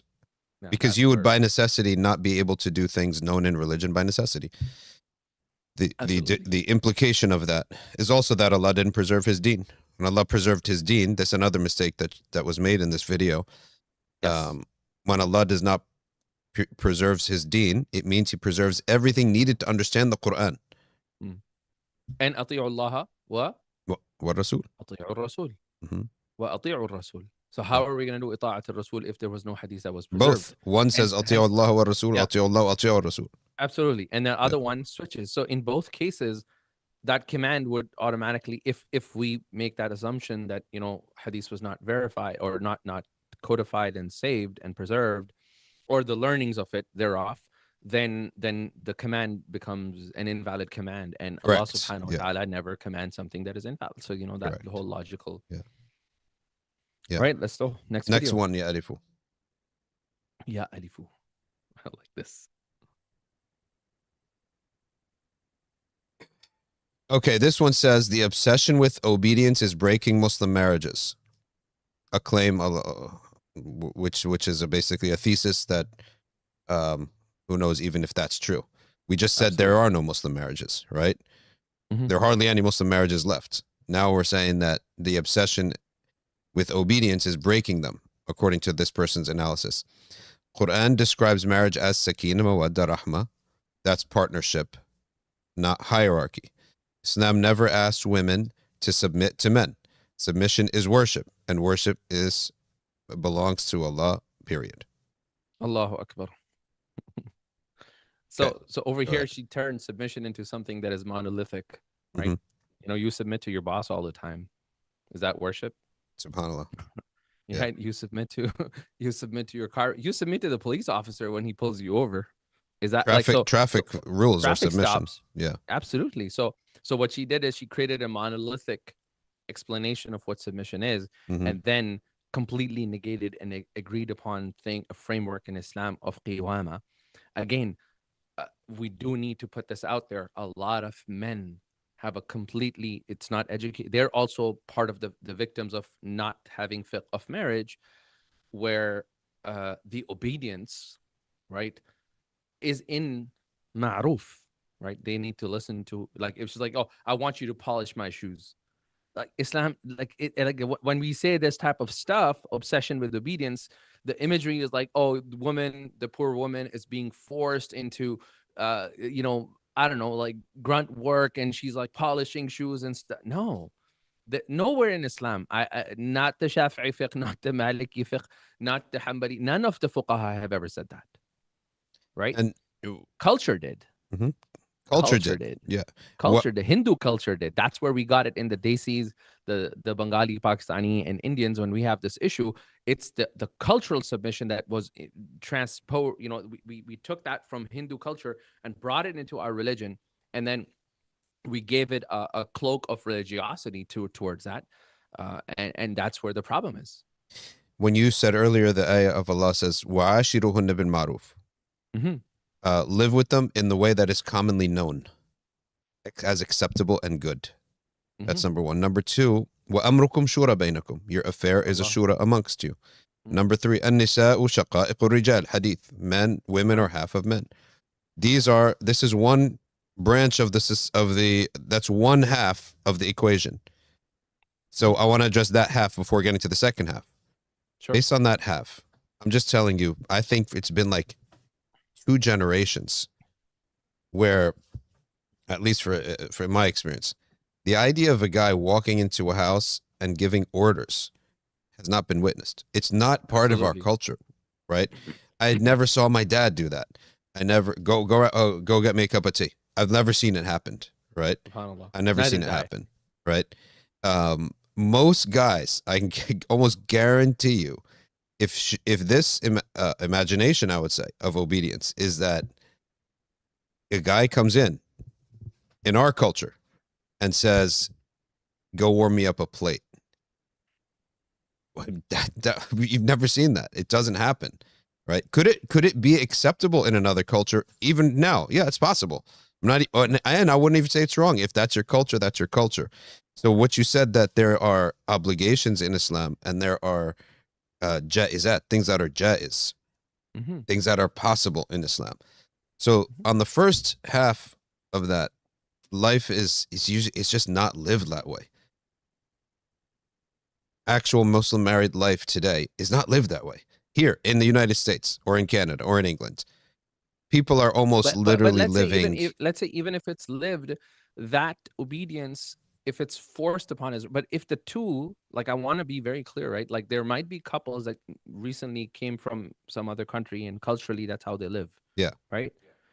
And the two are happy. Who are you, the third? Right. If she's happy to cook food for him, right?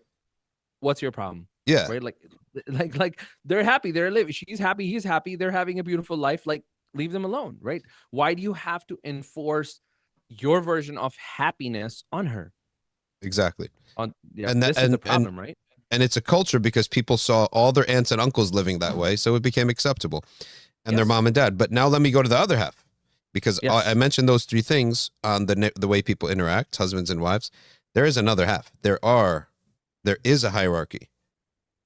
There are responsibilities that Allah will put on a husband that allow him to make decisions, and the wife has to go with those decisions. Now, women today, everyone today, you go through schools, there's a hierarchy there. You drove through a road, there's a hierarchy in the road. If the police stops you, you have to stop. You went to a job, there's a hierarchy in the job. In all these places, you understand there's a hierarchy. Simultaneously, you expect to be treated a certain way. But why do I say there's a hierarchy? Because in every organization of human beings, there must be a hierarchy. Okay. Hierarchy does not mean, oftentimes, what I think maybe is imagined in this post. So, but there is a hierarchy for sure. So when Allah is going to judge a household on things went wrong, where does he place the judgment? If Allah is going to judge a man for certain things, that man has authority to execute those things in his household, because he's going to be asked about it. Okay.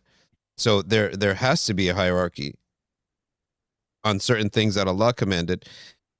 Even beyond that, there could be an agreed upon hierarchy after that, but there are certain things that Allah Ta'ala is going to ask a husband for, and he's going to demand, and he's going to punish him if he doesn't do it right. So absolutely, there has to be some law and order in every set of humans. When they come together, there's going to be a hierarchy. You know, my Shaykh used to say something very interesting. He said, all of the ahkam of fiqh of nikah are guardrails, and then the life is lived in between them. You don't go to these extremes. That's a great way to put it. Yeah, it's like he's like we got to live here, like, so can I do this? You can, right? It's a communication. It's not like I'm doing this. No, I tell you, you don't do that, right? And it happens, right? It happens, and it could be the wrong moment, whatever the case is. But those are guardrails to prevent what? Protection, right? If Allah has made the man qawwam, he is responsible for your protection. Hence, by the fact that he's responsible for your protection, he has certain rights over you on your movement. Correct, 100%. Otherwise, he can't fulfill his That's job. how it goes, right? Yeah. It's like now, if he takes that and says, "Oh, if you're going to the bathroom, you need to ask me," that's absurd. If you're going for a coffee trip, you need to ask me. That's absurd. But if you're going to Mexico, right? Even me now today, I'll go and talk to my mom. Is like, I'm doing that. My mom is like, I don't feel comfortable. Like, again, it's a communication, right? The idea is, if he says, I don't feel comfortable you going to Mexico with, whatever this trip with the political, you got to listen to him at that time, right? That's where he's responsible for your protection. In the contract, you agreed to that. Yeah. The nikah contract is that it gives him that responsibility, right? Yeah. And hierarchy also can be misunderstood as superiority in the sight of God, or in essence. So we don't say that. In our workplace, there's a boss, there's the owner of the whole thing, but we don't say in essence he's superior to anybody else. But in this scenario, yeah, in this corporation, this is the guy who's calling the shots. If something goes bad, he's getting sued, not me. Absolutely. Same thing on Yawm al-Qiyamah. If this household goes left, Allah's going to judge. Allah judges Adam, and he speaks to Adam, not Hawa. In the Qur'an. Absolutely. They were both together. Absolutely. Right? Allah addresses Adam alayhi salam. Okay? When we go into a corporation, the guy who's not going to get sued, the guy who's not going to lose his fortune, and the banks are not going to chase him, is not equal to the owner, whom the banks will chase, the law will chase, the lawsuits will attack him personally and attack his property. So they cannot be the same. The guy who's going to get sued, that's the guy who has the right to tell everyone what to do, right? Mm-hmm. Regarding the company, as you said, there are guardrails, and then life is lived in between. And that's why I couched it with those other three texts first. وَعَاشِرُوهُنَّ بِالْمَعْرُوفِ, live with them in the way that's all good. Your affair is a shura between you, and women are the other half of men. That's like in the middle, and the guardrails is the hierarchy of who is going to make the final decisions on financial matters and safety matters. Absolutely. And really religious matters, because that's part of safety. That's like other worldly safety. And financial matters too. How you can't come to a guy and say, well, you're responsible for maintaining me, but you're also going to give me your card. And I'm just going to spend everything at the end of the month when the taxes have to be saved for and the utilities have to be paid for. There's nothing there. And then you're going to get blamed for that too. How does that work? In what other institution does this work? It doesn't. Yeah. And I think it would be also interesting to, maybe discuss sometimes what is wajib on the man to spend, because if you go through the list of that, a lot of us are living lives that are beyond wajib. Yeah. Like so a lot of the complaints are, oh, he's not spending on me, when a sister asks, and they'll send me a message, oh, he doesn't spend on me. I'm like, what's your house? And you're living in a 4,000 square feet house. Yeah. Like, what are you talking about? Mm-hmm. Right? You have no right to say he's not spending. He's giving you one of the, you have a Tesla that you're driving, and then yet you're complaining he's not spending on your desires of the brand names that you want to get. He's not obligated to. Mm-hmm. Right? It's like, it's very specific what the obligation is. Like, in the Shafi'i fiqh, it's like, a full change, inner, outer, once in summer and once in the winter. Yeah. Like, most guys end up buying a lot more than that for their families. I would like to add to guys, when finances become an issue, oftentimes it's one of two reasons. And then assuming, let's say, that the person you're dealing with is a normal person. The woman you're dealing with is a normal person. And this is my advice to guys. And finances become a problem, then you have two issues. Number one, that she doesn't see that you're putting in the effort and the care and the concern for the well-being of this family. then at that point, it's almost like an investor saying to the owner, to the CEO, you're not working, you're not building us up, you're not helping us out. That's number one. And it could be true. Second thing is that the finances is actually a symbol now to your actual care, your emotional care. Your emotional care. You're not showing emotion, you're not showing love, and you're not showing care. This is what I said earlier about the qawama that's not objective. Why it's not listed usually in the books of law is you can't really put an objective measure on it. But the truth of the matter is you're also a qawam on how they feel. The Qur'an also tells us it's for marriages for sakina. So therefore, that's one of your obligations. Now, the only reason that we can't really put it in law because we can't really judge it. It's wahmi. We can't see it. We can't touch it. But clearly through the Qur'an, like you said, there's guardrails on the side and then life is lived in the middle. Yeah. You are a qawam on their feelings too. And and this is really important because if their feeling goes south, and if a woman doesn't feel that her husband loves her, and he doesn't care, he's not paying attention, he doesn't take care of himself, means he doesn't care about her, right? Don't you care about her opinion? Ibn Abbas used to care. He used to dress nicely, trim himself, he used to care. Part of his care for his wife is that he cared for himself physically. So when emotions go down, people start saying things that they would never have said before.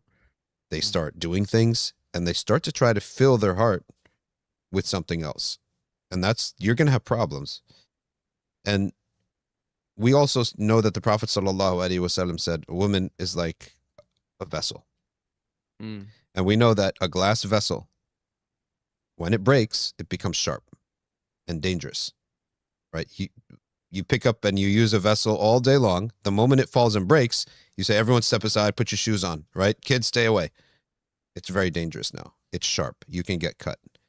And my advice to guys is if that's what you're witnessing in your home, then we're not going to judge right now that that's wrong. We know that that is wrong. The words that being said hurled at you and you're terrible, you're this, that, and the other. But if you rewind back, you have to prevent it in the future through feelings. And most guys don't know how to talk. They don't make this connection. But that's why you got older brothers. That's why we exist, right? Your older brother's got to tell you this. This is about feelings. And if you don't get it quickly, you're going to get cut, right? You don't fight her in every word. Huh? Yeah. You don't fight her in every word. I'm like, oh, okay, all right, no worries. I think the fiqh, there is a fiqh of law and the importance of hierarchy, and there is a fiqh of the actual reality of things and how to Absolutely.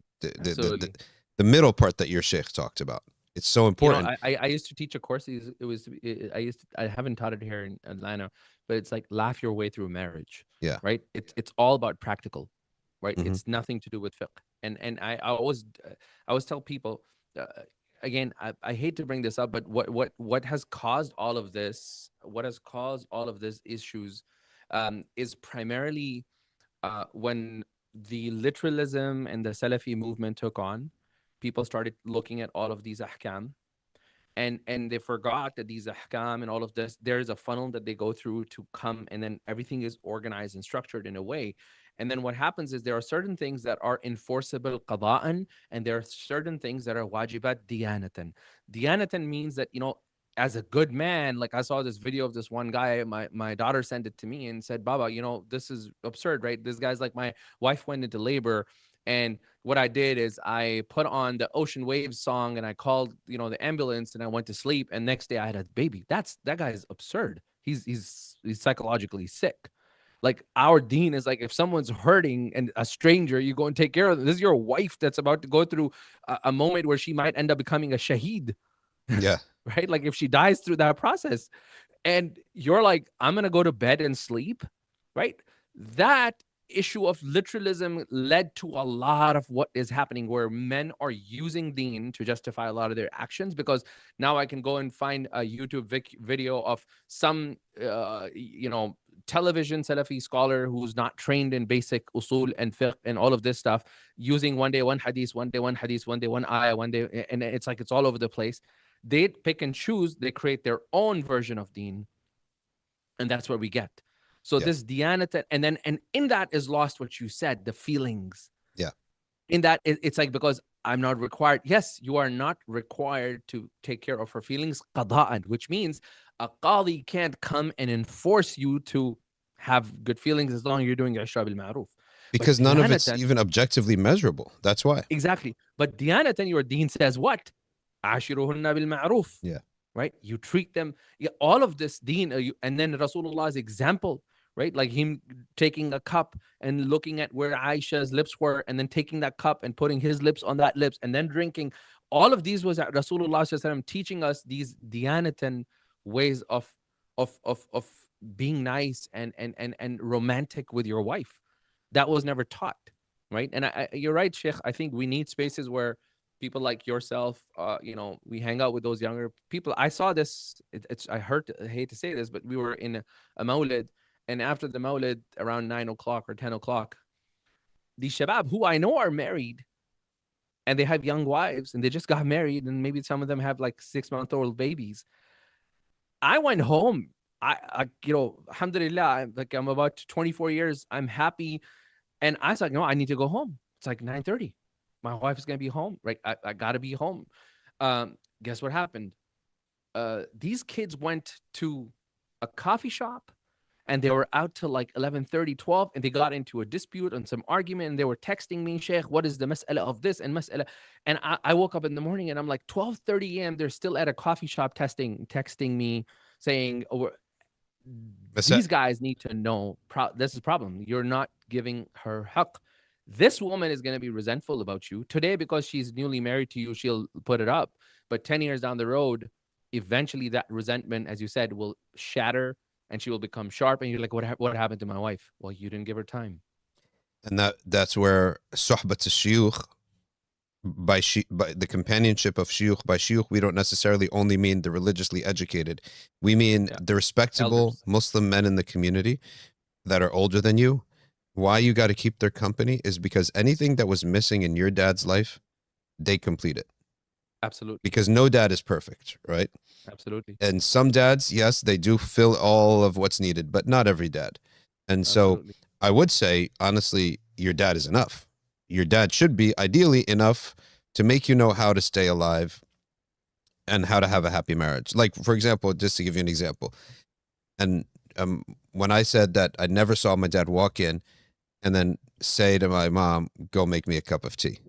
But he did say, he used to always have his favorite saying, which was, this food needs one of your amazing cups of tea. Okay? This dinner is incomplete without one of your amazing cups of tea. And we all, and then that's the way that you talk, right? That's the way that you make a request. You have and to, then that like, cup of tea becomes love. yes, it becomes something that is an expression between the two. And Allahu Akbar. so you're not going to find this in books because culture changes every, few generations, and now it changes really fast. But witnessing is so important. That's why when people talk about marriage, I have to say, did you have a household? I think maybe you didn't, right? That's why you have a problem. Didn't you witness your mom and dad? And that's why divorce is a problem, because sometimes you end up with a guy raised by his mom or dad, never seeing a marriage.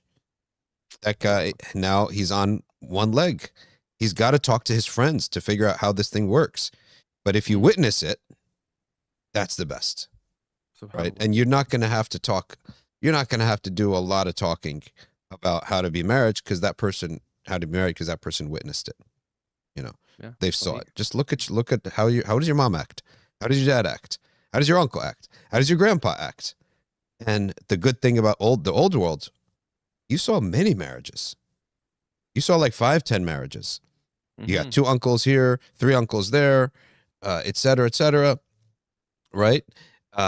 You got grandparents and you got your own parents. So if you witness 7 marriages pretty intimately, because your aunts and uncles, you see them very intimately, at least minimum 3 of them will be very good, right? Yeah. And the bad are also good because you learn from them. You learn, okay, that's a limit, What right? not to do. That I don't want to be like that guy. I don't want to be, what happened to this family. Those are what they call cautionary tales. Subhanallah. Yeah. And that's where this idea of wajib diyanatan versus wajib hukman Qada. or qada'an. Yani Sorry. legislatively enforceable. Legislatively enforceable things are not the entirety of marriage. Yeah. And that's why when people say, and a lot of people on the stream, they said, well, if you're clearly having a disproportion of men and women, then polygamy is one of your answers. Yeah, in theory, that will fix the math. But when the rubber hits the road, you have obligations towards injury, right? You do have an obligation towards that. You cannot injure someone because of a theory. Diyanatan. Yeah, Diyanatan, Yes. I'm saying. And that's correct that you put that distinction. Diyanatan. You cannot promote something that you know for sure in this setting is going to cause a lot of injury and a lot of hurt. Now you want to become theoretical and say, okay, well, but it is the solution theoretically by the numbers. You can only promote something that is actionable. If there's a problem that right in front of you, that there is extreme hurt that's going to happen, I don't know how to promote it. I'm sorry. I don't know what to tell you. Yeah. You know? And I think in the marriage issue too, like since you're touching on this, there's two important things, right? A lot of people have to understand this. I think something can be legislatively enforceable, qada'an sahih, and diyanatan wrong. So getting a second wife without telling your first wife, qada'an, yani, you know, according to Shar'i rules, then the nikah will take place. Diyanatan, he has just broken the trust of a person. Diyanatan, he has hurt another individual. Diyanatan, it goes against ishra bil ma'ruf. I mean, you shared everything, right?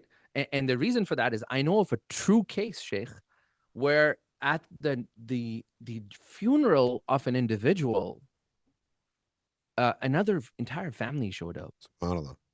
Like the movies. No, this is something I witnessed. SubhanAllah. It was during COVID time, and at the funeral, right, you know, and they were like, Sheikh, can you do the funeral? And I was there, and then another car shows up, and then this woman is like, who's this woman? And this woman is like, who's that? And I'm just like, I have no idea. Cinema now. And they're like, oh, but he's my husband. And he's my husband. I'm like, but he never told. And they were living in the same city, and he was having a dual. And that person, don't tell me that you never had to lie. Right? There were times where you would have to lie. There were times where you have to conceal. And then this is the problem when you take the literalist view, is like, I'm allowed to lie to my wife for certain reasons. No, you're not. Like those are very extreme reasons in like exceptions, right? So we take that liberty, and then we end up with this situation where I'm like, I don't know. Well, I said, guess what? Meet your half siblings, right? And that's one way to meet your half siblings, like ajib, right? Like think about it. So this is something very important for us to understand. And the second thing, you know, the solution, if there's so many women, I would say that, you know, second marriage is probably only good for people who are millionaires in America, right? If they have a set wife and their wife agrees to it, and Allah has given them, you know, millions, like, you know, they're making money that more than what you and I can even imagine. Right. Then that person can say, I can look at a woman, maybe she's in her 40s, she's never got married, or somebody like that. That's an exceptional case where I can be part of. But that's very rare. But that's also going to cause a lot of legal problems in America. It's not going to it's not going to be easy for you to, you're going to have to lie to the government. You're going to have, like, there's so many things. So I tell people within America, it's not possible. It's not possible. You're going to, there's so many gerrymandering you're going to have to do to figure these out. In the Middle East, you and I know this, it's a norm. Even today, it's becoming less. But you know, in my street that I lived, you know, we had like 12 houses, 7 of them were like, they had 2 wives. It was a very, and I was living in a like very downtown area of Riyadh. It was a norm because income was more, they were able to sustain that and all of that. But I think today's day and age, especially in America, especially guys who do these drive-through marriages for pleasure, and the imams that facilitate that over Zoom and stuff like that, that is something also we need to call out, right? That's something absolutely absurd. It's disgusting. How do you know who the witness was on a Zoom call? Yeah. Well, that's even comes into question. The fiqh of it comes into question. The validity of that nikah entirely, right? Like it's just thing. And then picking and choosing. I had a case where a person came and he said, Sheikh, The Hanafis don't require a wali. The Malikis technically don't need a witness. So it's just me and her, and we'll do ijab and qabul, and we can get married. That's literally the example of why talfiq is haram. Yeah, absolutely. This The was literal like, I'm like, example. that's a literal example of somebody whose nafs went wild, Yep. went on all of these madhahibs and figure out a pathway that none of the other fuqaha have ever put that together in that format. Yep. SubhanAllah. So anyhow, may Allah subhanahu wa ta'ala help us with all of these situations. These are very tough conversations. Again, if people feel hurt in the comments, I can't see the comments. The idea is sometimes difficult conversations are needed. Again, we tried to be balanced as much as we could, as well as you, Shaykh. You know, alhamdulillah. Alhamdulillah. We have to have these discussions, and we have iterations, and you know, you get better at it as time goes on, and hopefully, you know, in the Dawah community, we're going to get better at it, because a lot of times, you know, you learn from what other people did, you learn from your own mistakes, etc. So I think as time goes on, we'll get better and better at addressing all these subjects in the most, you know, efficient and optimized way. That's the word. Most efficient and optimized way. And the way, most importantly, that is pleasing to Allah subhanahu wa ta'ala. Inshallah. Thank you so much for coming on. Inshallah, we're here anytime you need and want to come on. Alhamdulillah. And keep up the good work that you're doing. Oh, you need to come down to Atlanta. I'm looking forward to it. I'm going to come to Atlanta, inshallah. Inshallah. Yeah. Inshallah. Barakallah feek. Inshallah. Again, salams to the entire community. And hopefully, you know, maybe next time we'll do laugh your way through a marriage. Some practical. That's a good. So it's a much, you know, I have like, I think over 20 different things that a person, guys can do, girls can do, and communication styles, right? So that's really it's good. Going to be very interesting. So maybe we'll do that, inshallah. Maybe post Ramadan, or maybe a little bit before Ramadan, inshallah. So, inshallah, sounds good. So, Ahmad, please schedule that. That'd be good. All right, Jazakallah khair. Thank you so much for coming on. Assalamu alaikum wa rahmatullahi wa barakatuh. Wa alaikum assalam wa rahmatullah.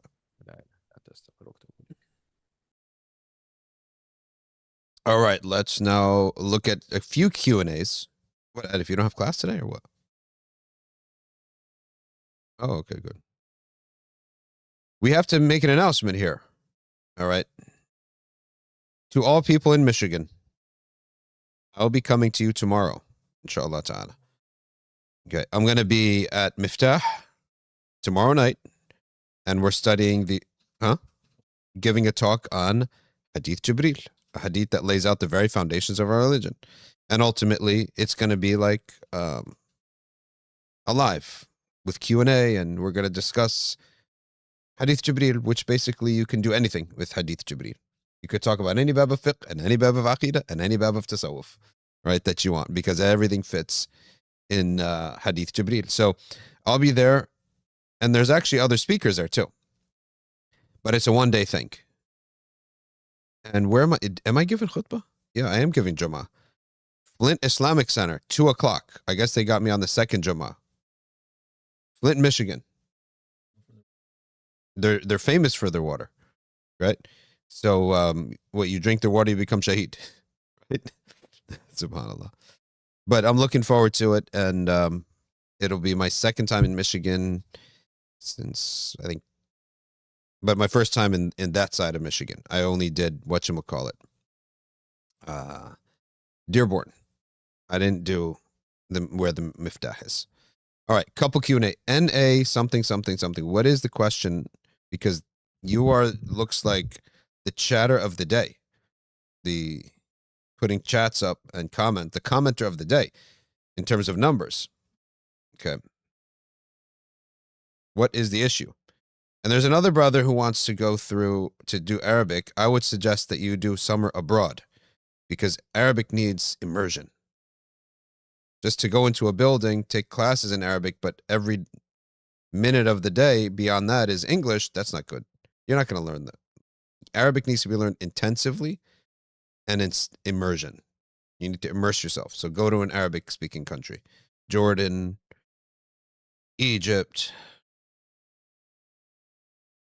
Soon Syria, hopefully, will be up there. Elders said one has to be sure even to talk to someone, so I have never given anyone a chance. Is this a mistake? You talking about in marriage? Read me some comments, that you picked up that I didn't pick up. I mean, I see some that are kind of related to the talk, so that's what. Yeah. And by the way, you could study with us at arcview.org, and you can support our orphans at GRT. And Edif, once you fire up the orphans, we got to see if we made the numbers that we wanted to make yesterday. Go ahead, Omar. This is related to the topic. Mhm. One person's asking, what if a person cannot afford a house? This is the case with many Gen Zs nowadays. Is he like supposed to delay his marriage further to 35 or 45, or stay in a joint family system? What does the Shaykh say? He can't afford it? Yeah, so the person can't afford a house. Is he supposed to delay his marriage to 35, 45, or stay in joint family system? That's what he's asking. He can't afford to live on one of the religious obligations is that you're going to end up having to take care of another person. So how are you going to fulfill your religious obligations if you can't take care of yourself? So if you can't live out on your own independently of your parents and you are still a dependent of your parent, then that is a problem.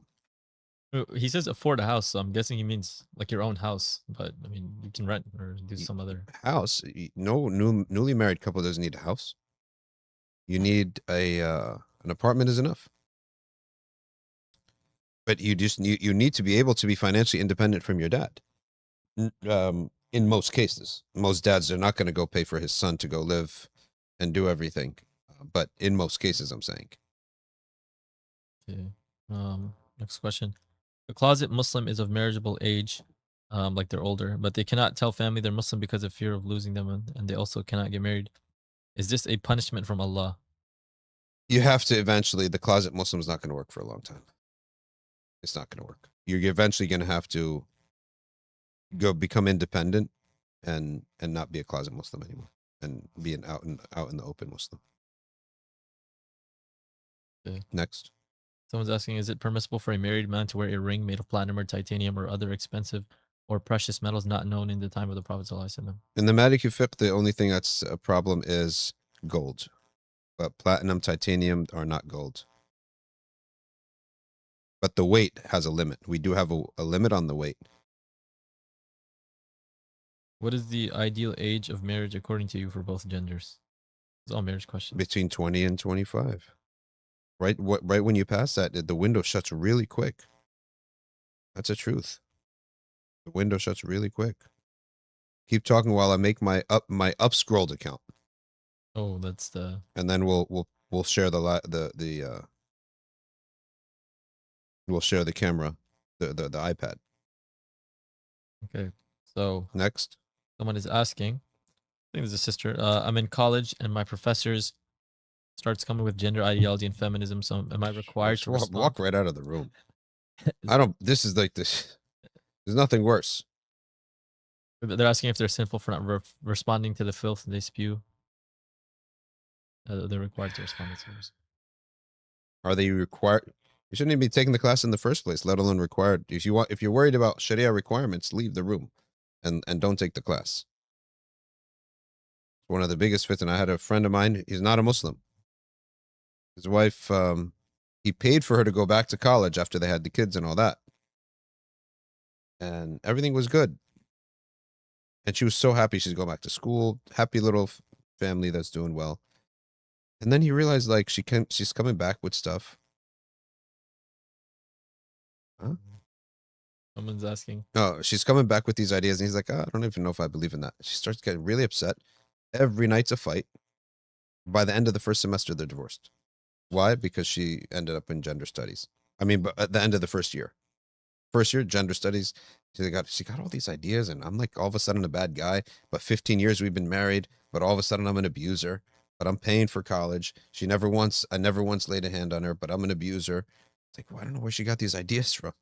Poor guy ended up divorced. But I have a problem here. Alif, put my iPad on, please. Upscrolled related? Yeah. Someone actually related to that said, be careful with Upscrolled. They have NSFW content. Well, we have to flag that then. See. Because it's hard to monitor content. Yeah. Plugged in. All right, next question, Omaru. Is Omar's mic on, by the way? Okay. Okay. I'm looking at the ones that are related to the talk. And this is the majority of the comments, anyways. Is there any hope? Okay, actually, before that, someone asked how to deal with heartbreak. Love someone else. Yeah. The best way to get out of pain is displacement. Sorry, to get rid of something is displacement. So there's other people that if someone's not good to you, there's other people that you can love. Sounds cold and cruel a little bit, but that's actually the truth. Best thing if a woman got rejected by a man or an engagement broke out, find that girl another man. It's hard to imagine. It's hard to have a void, but it's easier when you actually see someone in front of you and another opportunity comes up. It's easier. I heard one of these, like someone is mentioning how like people look at love as an emotion, but you should look at it as an action. It's an action So, too. like, Yeah. just do it. Like, love that Yeah. person. All right, Edif, put my iPad on now, please. Yeah. So I'm making my Upscrolled account because everyone told me that this is some kind of like Palestinian Twitter, right? Isn't that what it is essentially?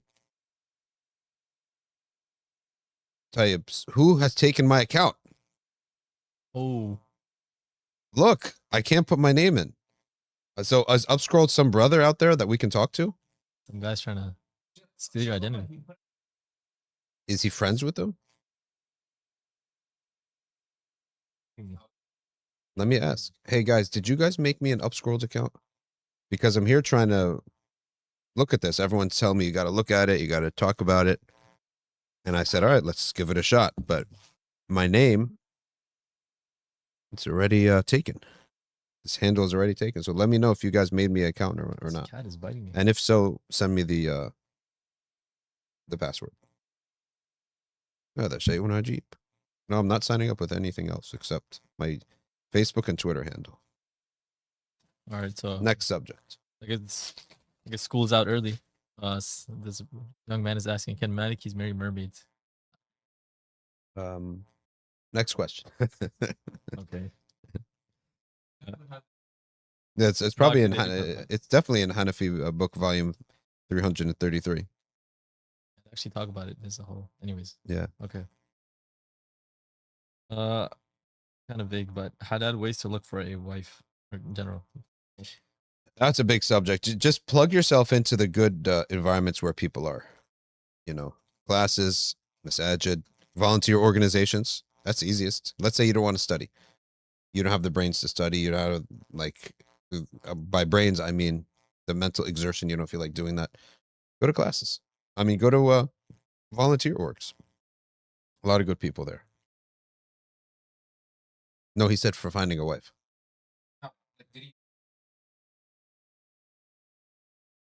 No, I said go to circles where there are good people. Classes, gatherings like that, or people like soup kitchens where people are volunteering, where good people gravitate towards. Next. Another young man talking about anime waifus. Someone's saying, what about overprotective parents that think a 28-year-old is not ready for marriage and is a shut-in? What advice would you give to a brother to prepare for marriage? I promise this is not about me. I have to clarify that. What is a Asking for brother? friend. Yeah, He just no. wants to make sure, asking for a friend. So he wants to know how he's prepared. How do you prepare for marriage? No, like he's talking. Yeah, so overprotective parents that think 28-year-old is not ready. Well, I'm sorry, brother. You have to break out of that. I hate to cause fitna in your household or anything, but you cannot be 28 years old, and you cannot be 28 years old, and you're still, taking orders from your mom and dad. You need to be, by that time, independent, earning your own money, and making your own decisions on what you eat, who you marry, where you live, etc. I'm telling you, it's a huge problem. I said plenty of camels in the desert. I'm gonna use that. Okay. So this is interesting. Do you think with the development of AI, that it would affect the fiqh of Zoom nikahs? And nikah, Zoom. we have to have absolute certainty of who's getting married the identity of the wali, and the identity of the two witnesses. Because when years later that person comes say, hey, I'm the wife of this person and here are our 4 kids, where is the witness to this? So that's the issue. Even in Zoom could be a problem if you don't know the witnesses. The identity, yeah, just because, hey, my name is Suleiman and I'll be your witness today. How do I know you're Suleiman? Right? We actually have to know the identity of the people.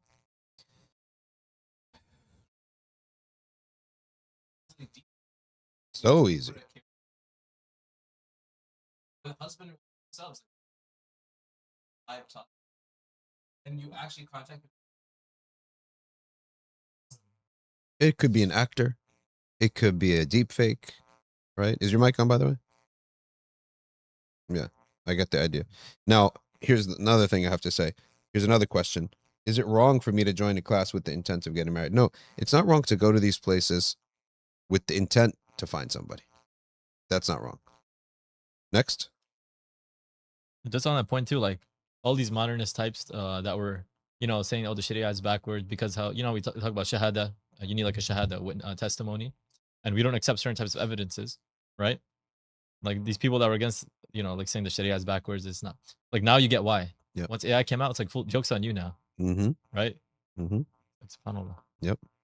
Videos are useless now for evidence, pretty much. Videos can be used for evidence. So now you understand. I got duped for like a good 2 months on stuff that I was on X. I would just tell my son, like, oh my gosh, you got to see this guy who fell off the roof, right? Yeah. And then I'm like, look at this, and he's like, no, but it's AI. I was like, well, how did you guys figure it out faster than me, right? Because this stuff looks so realistic. They figured it out. Now, a wali must be on the religion of the woman. If you marry a Christian woman, you need a Christian wali. Jewish woman, Jewish wali. Because his job is to guard her rights in their religion. Okay? Muslim woman, Muslim wali. If a woman is Ahl Kitab, does she need a wali? If their wali is there, yes. I'm thinking of moving to Jersey. Can I come hang out with you guys? Yes, absolutely. Okay. Shaykh discovered my husband hid a 2-year platonic, or I guess platonic, means platonic relationship. It's all stopped and he's remorseful but can't seem to overcome it. Any advice, please? Wait, you said it. Say it again. Sorry. So she's saying that she discovered that her husband hid a 2-year platonic relationship, but it's over and he's remorseful, but he can't seem to overcome it. Any advice? I don't think there's a platonic relationship. Every man gets into relationship for desires with a woman. Why would he be remorseful then? Huh? Why would he be remorseful? To save his first marriage. That's why he's being remorseful, right? No, because it wasn't platonic. Because it wasn't platonic. Exactly. If it was platonic, it doesn't be remorseful about. You're right. Dana Latona says about college. No, college isn't a problem. It's those studies, those majors, those fake studies, I would say, that are really spread so much hate. And it's just all narrative, trauma, victimization, and hate. And it's not conducive to anyone who wants to actually have a good, happy life with someone of the opposite gender. This sisters, the one who asked about going to the gender study classes. Are you saying that college isn't acceptable for women? I'm killing time till I find my next husband. Inshallah, trust me, I was raised by feminists. They aren't getting through to me at my college. I'm an online student too, and for these reasons to avoid their modern filth. Yeah, just avoid that stuff. It's just all hate. Like, you're gonna be an angry person when you study this stuff. Next, couple more questions before we wrap up. Salam, Shaykh. According to the principle of mafhum al-mukhalafa, can one deduce that if an evil eye exists, there's also a good eye? Yes, there isn't a good eye. And that's why they say the nadra of the awliya is filled with dua, filled with khair. It's the opposite. Someone who wishes good for you. We also know this less than awliya, regular. You can get a glance from someone that's so full of encouragement and goodness, and it changes your mentality. It changes your feeling, and you succeed, right? You could get looks from people that are so full of support, hope, love, connection, and that just does the job. Next. I share with that beautiful qiyas right there. Good qiyas. Okay. Hmm. Is ethnic background sufficient grounds to deny marriage if both the man and the woman are of equal socioeconomic status and are aligned on their goals? Hmm.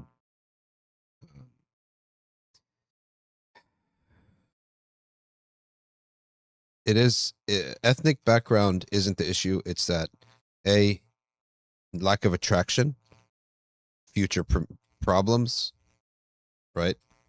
That you foresee could exist, impracticality, all that is the reason why you wouldn't marry somebody and you would reject somebody, and that's allowed. If the father, sees that there's no way that this can work, and I'll be putting my daughter up for a risk, and she says, no, but I love him. Yeah, but you don't know anything about life yet. You're like 18 or something. You don't know about life.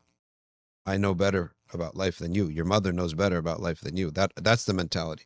That's the idea, that they're trying to protect her. But if none of those things actually exist, and it's just because of the color of his skin, they're on Jahiliyyah. Like, for example, no, we're both Americans. We're all Americans now. Like, you're from a nationality, and if it's from a nationality, Omar and myself are from 3 different countries. But how much does it actually affect our daily to-day life? I would say nothing other than the really nothing other than how the language we speak to our parents, right? And it influences the color of our skin. That's it. We're all the same, right? In essence. So to deny someone as a wali, to say, no, you're not going to enter, you're not going to marry into our family just because of that, that's Jahiliyyah. That's Jahiliyyah. Now, a girl can say, yes, I like this color, I like that color. That's on her. She can choose that. But the wali, he should look at only where there would be problems. And it should not, it would be Jahiliyyah from him to say, no, we're not letting this person in because of the color of his skin. That's Jahiliyyah. Then and there. Leave it up to the daughter. If she says, I prefer that color of skin over that color, that's her choice. Because the husband does too, right? The man is choosing this girl for a reason, because he prefers it, versus another girl. She also has the right choice. But the wali should not be jahil and say, our family has to stay Egyptians. That's Jahiliyyah. But to say, for example, that you went on a trip abroad and you found someone from a whole nother culture that you fell in love with in semester abroad or something. Now you say, I don't see how we're going to get along. They live so far away. It's not practical. Right? Now you're not talking about color of skin. That's incidental. You're actually talking about practicalities. And he has the right to do that. Someone saying, is it a red flag if the brother continues to study Islamic knowledge while marrying? So mainly depends on his father to provide. A man has to provide for himself and provide for his family. If he has a millionaire dad who says, son, do whatever you want. You get an allowance from me every day, every month. I transfer you $10,000. Hey, well, let me get a dad like that, right? What is that? How is that different from a job in a sense? It's not a good quality, but by Sharia, he's fulfilled his responsibilities, right? Oh, I don't like it because he's not working. He's just taking money from his dad. Yeah, that will produce a lot of bad qualities in a person. I don't disagree with that. I despise it, right? But end results, things are taken care of, right? So, no, if I had a daughter and a guy came and said, I'm talib ilm, okay, how do you live from the family? I would have issues with that because it's not the natural way of life, right? All right, join the family business, right? Join the family business. Then we could say, all right, that's actually something. But to just sit around and do nothing. Now, if he tells me for the next 4 years, then I'm going to work. Yeah, that's not a problem. Like, your family's rich, but after eventually you're going to stand on your own 2 feet and earn for yourself, then I have no problem with that, personally speaking. Someone's asking, what are your thoughts on more women asking for a high mahar? Should we avoid them? If so, how should we tackle these issues since it's becoming more prevalent? Well, we see the results because that sister gave the video that 100 sisters lined up and only 3 guys lined up, and of the 3 guys, only one of them was actually suitable. So the market will answer that. You don't have to answer that. You know, like, our ticket price is too high to a New York Knicks basketball game. The market will answer that. When you have empty seats, that's the answer. But if people keep buying the tickets, then no, it's not too high. They'll keep raising them more until people say, no, we're not buying this anymore. But it is makruh to make high demands like that. Prophet sallallahu alaihi wasallam said the best, the people were easygoing, which means just go by the urf, neither too low nor too high. Last question. Let's pick something.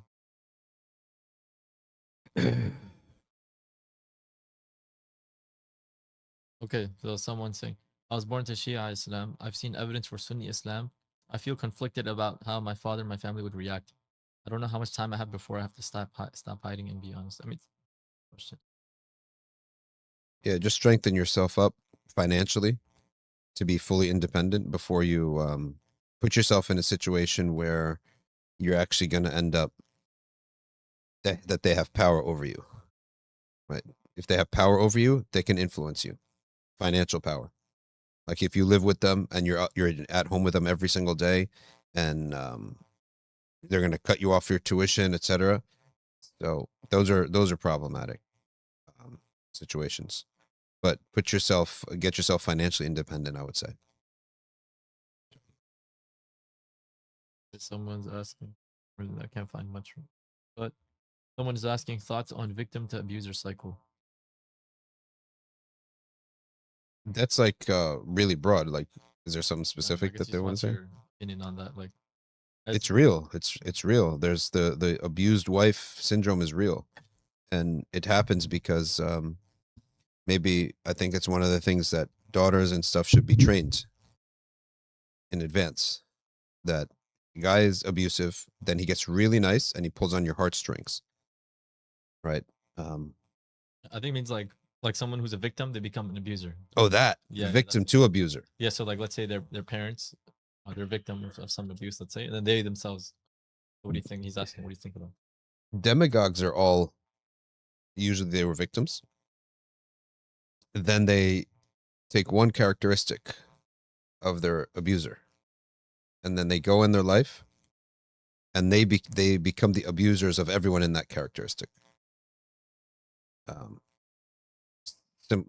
Marxism, the rich abuse the poor. So Marxism comes out, and it's a philosophy that literally steals from the rich to distribute to the poor. So he was the poor were victimized by the rich, the landowners, the factory owners. They grew a system where they now abuse and steal from every single factory owner is an abuser. Every single landowner was an abuser. Most of the gender studies, I believe that's what it is. So at some point there was some kind of abuse.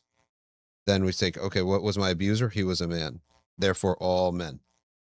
Right? And they always say, oh, I never say all men. Yeah, but you generalize men all the time. Right? Generalize against men all the time. That's usually how it is. And honestly, sometimes the cycle, what breaks the cycle is to get some love. That's usually what people, all they want, really, some love. If the rich were good to the poor, if men were good to women, then it usually breaks the cycle. And Allah knows best. That's like the 20-second version. Ladies and gentlemen, Jazakumullah khairan. Then we got to get to find out that who took my name on this new app. Like straight Dr. Shadee. Straight up took my name, bro. I'm going in here and it's telling me that my name has been taken. It's got to be. Are you on Upscrolled? Are you on Edif? Is there a website or is it only an app?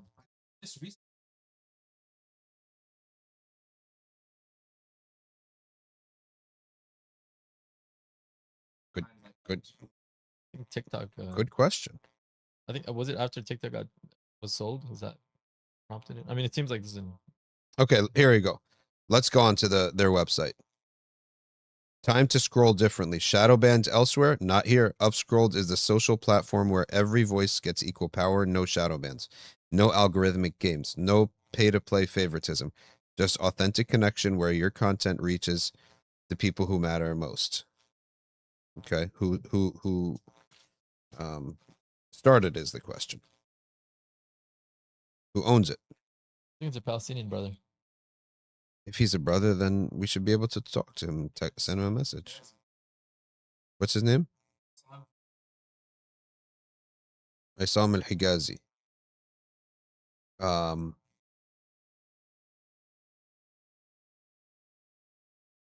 That's a good philosophy. He says that algorithms have replaced genuine connection. Social media is no longer social. It's just driven by algorithms. Authentic voices were drowned out. Clickbait and algorithms trick-dominated feeds. Communities struggle to stay connected due to shadow banning. And the breakpoint came in 2023. Isam al-Hijazi, as a Palestinian, Jordanian, Australian technologist with decades of experience at companies like IBM, Oracle, Hitachi. Scroll. That's when everything changed. Instead of accepting status quo, he rolled up his sleeves and dedicated himself to a new kind of platform, right? So that there will be no shadow banning, no... I think they got to remove pornography from it at least. Got to remove that. You're a Muslim, still a Muslim, right? Remove that. If anything should be banned, that's what should be banned. Are there reels on the app? La adri. We have to find out. Reels. Adil Abu Bakr is part of it. Our advisory board. Founder of Intelligen. Paul Bigar, founder of T4P, Darkland, and Circle CI. Gabriella Board, MD and co-founder at DNA. These are the board members. Okay. They also have Safina. Upscrolled apparently. No, I'm gonna contact them, and if it's not our guys, I'm gonna say, hey, give me my name back. It has to be one of our viewers, right? You guys out there. It's either one of the viewers. You guys. Regardless, I'm gonna tell them. Subhanallah. All right, here's my profile on Upscrolled. Dr. Shadee must be founder at Safina Direct. I think it's our guys. No, it's our team, because they did it perfectly. Yeah. And no, they're also sharing Safina Society stuff. It's pretty sure it's some man. Oh, it's probably some man of the bed. Yeah, it's our guys. It's good. We're fine. Alhamdulillah. Alhamdulillah for that.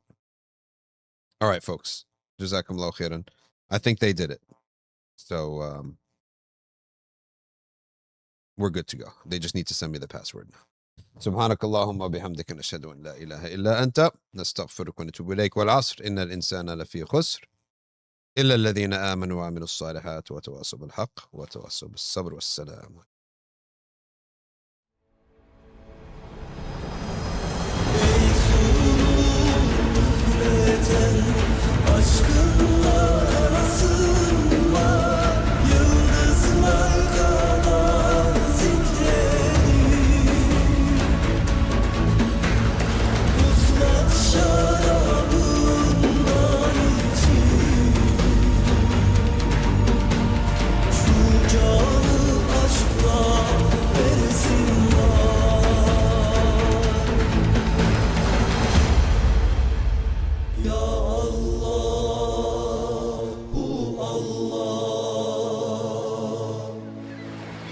Kalbe şifa ver Allah.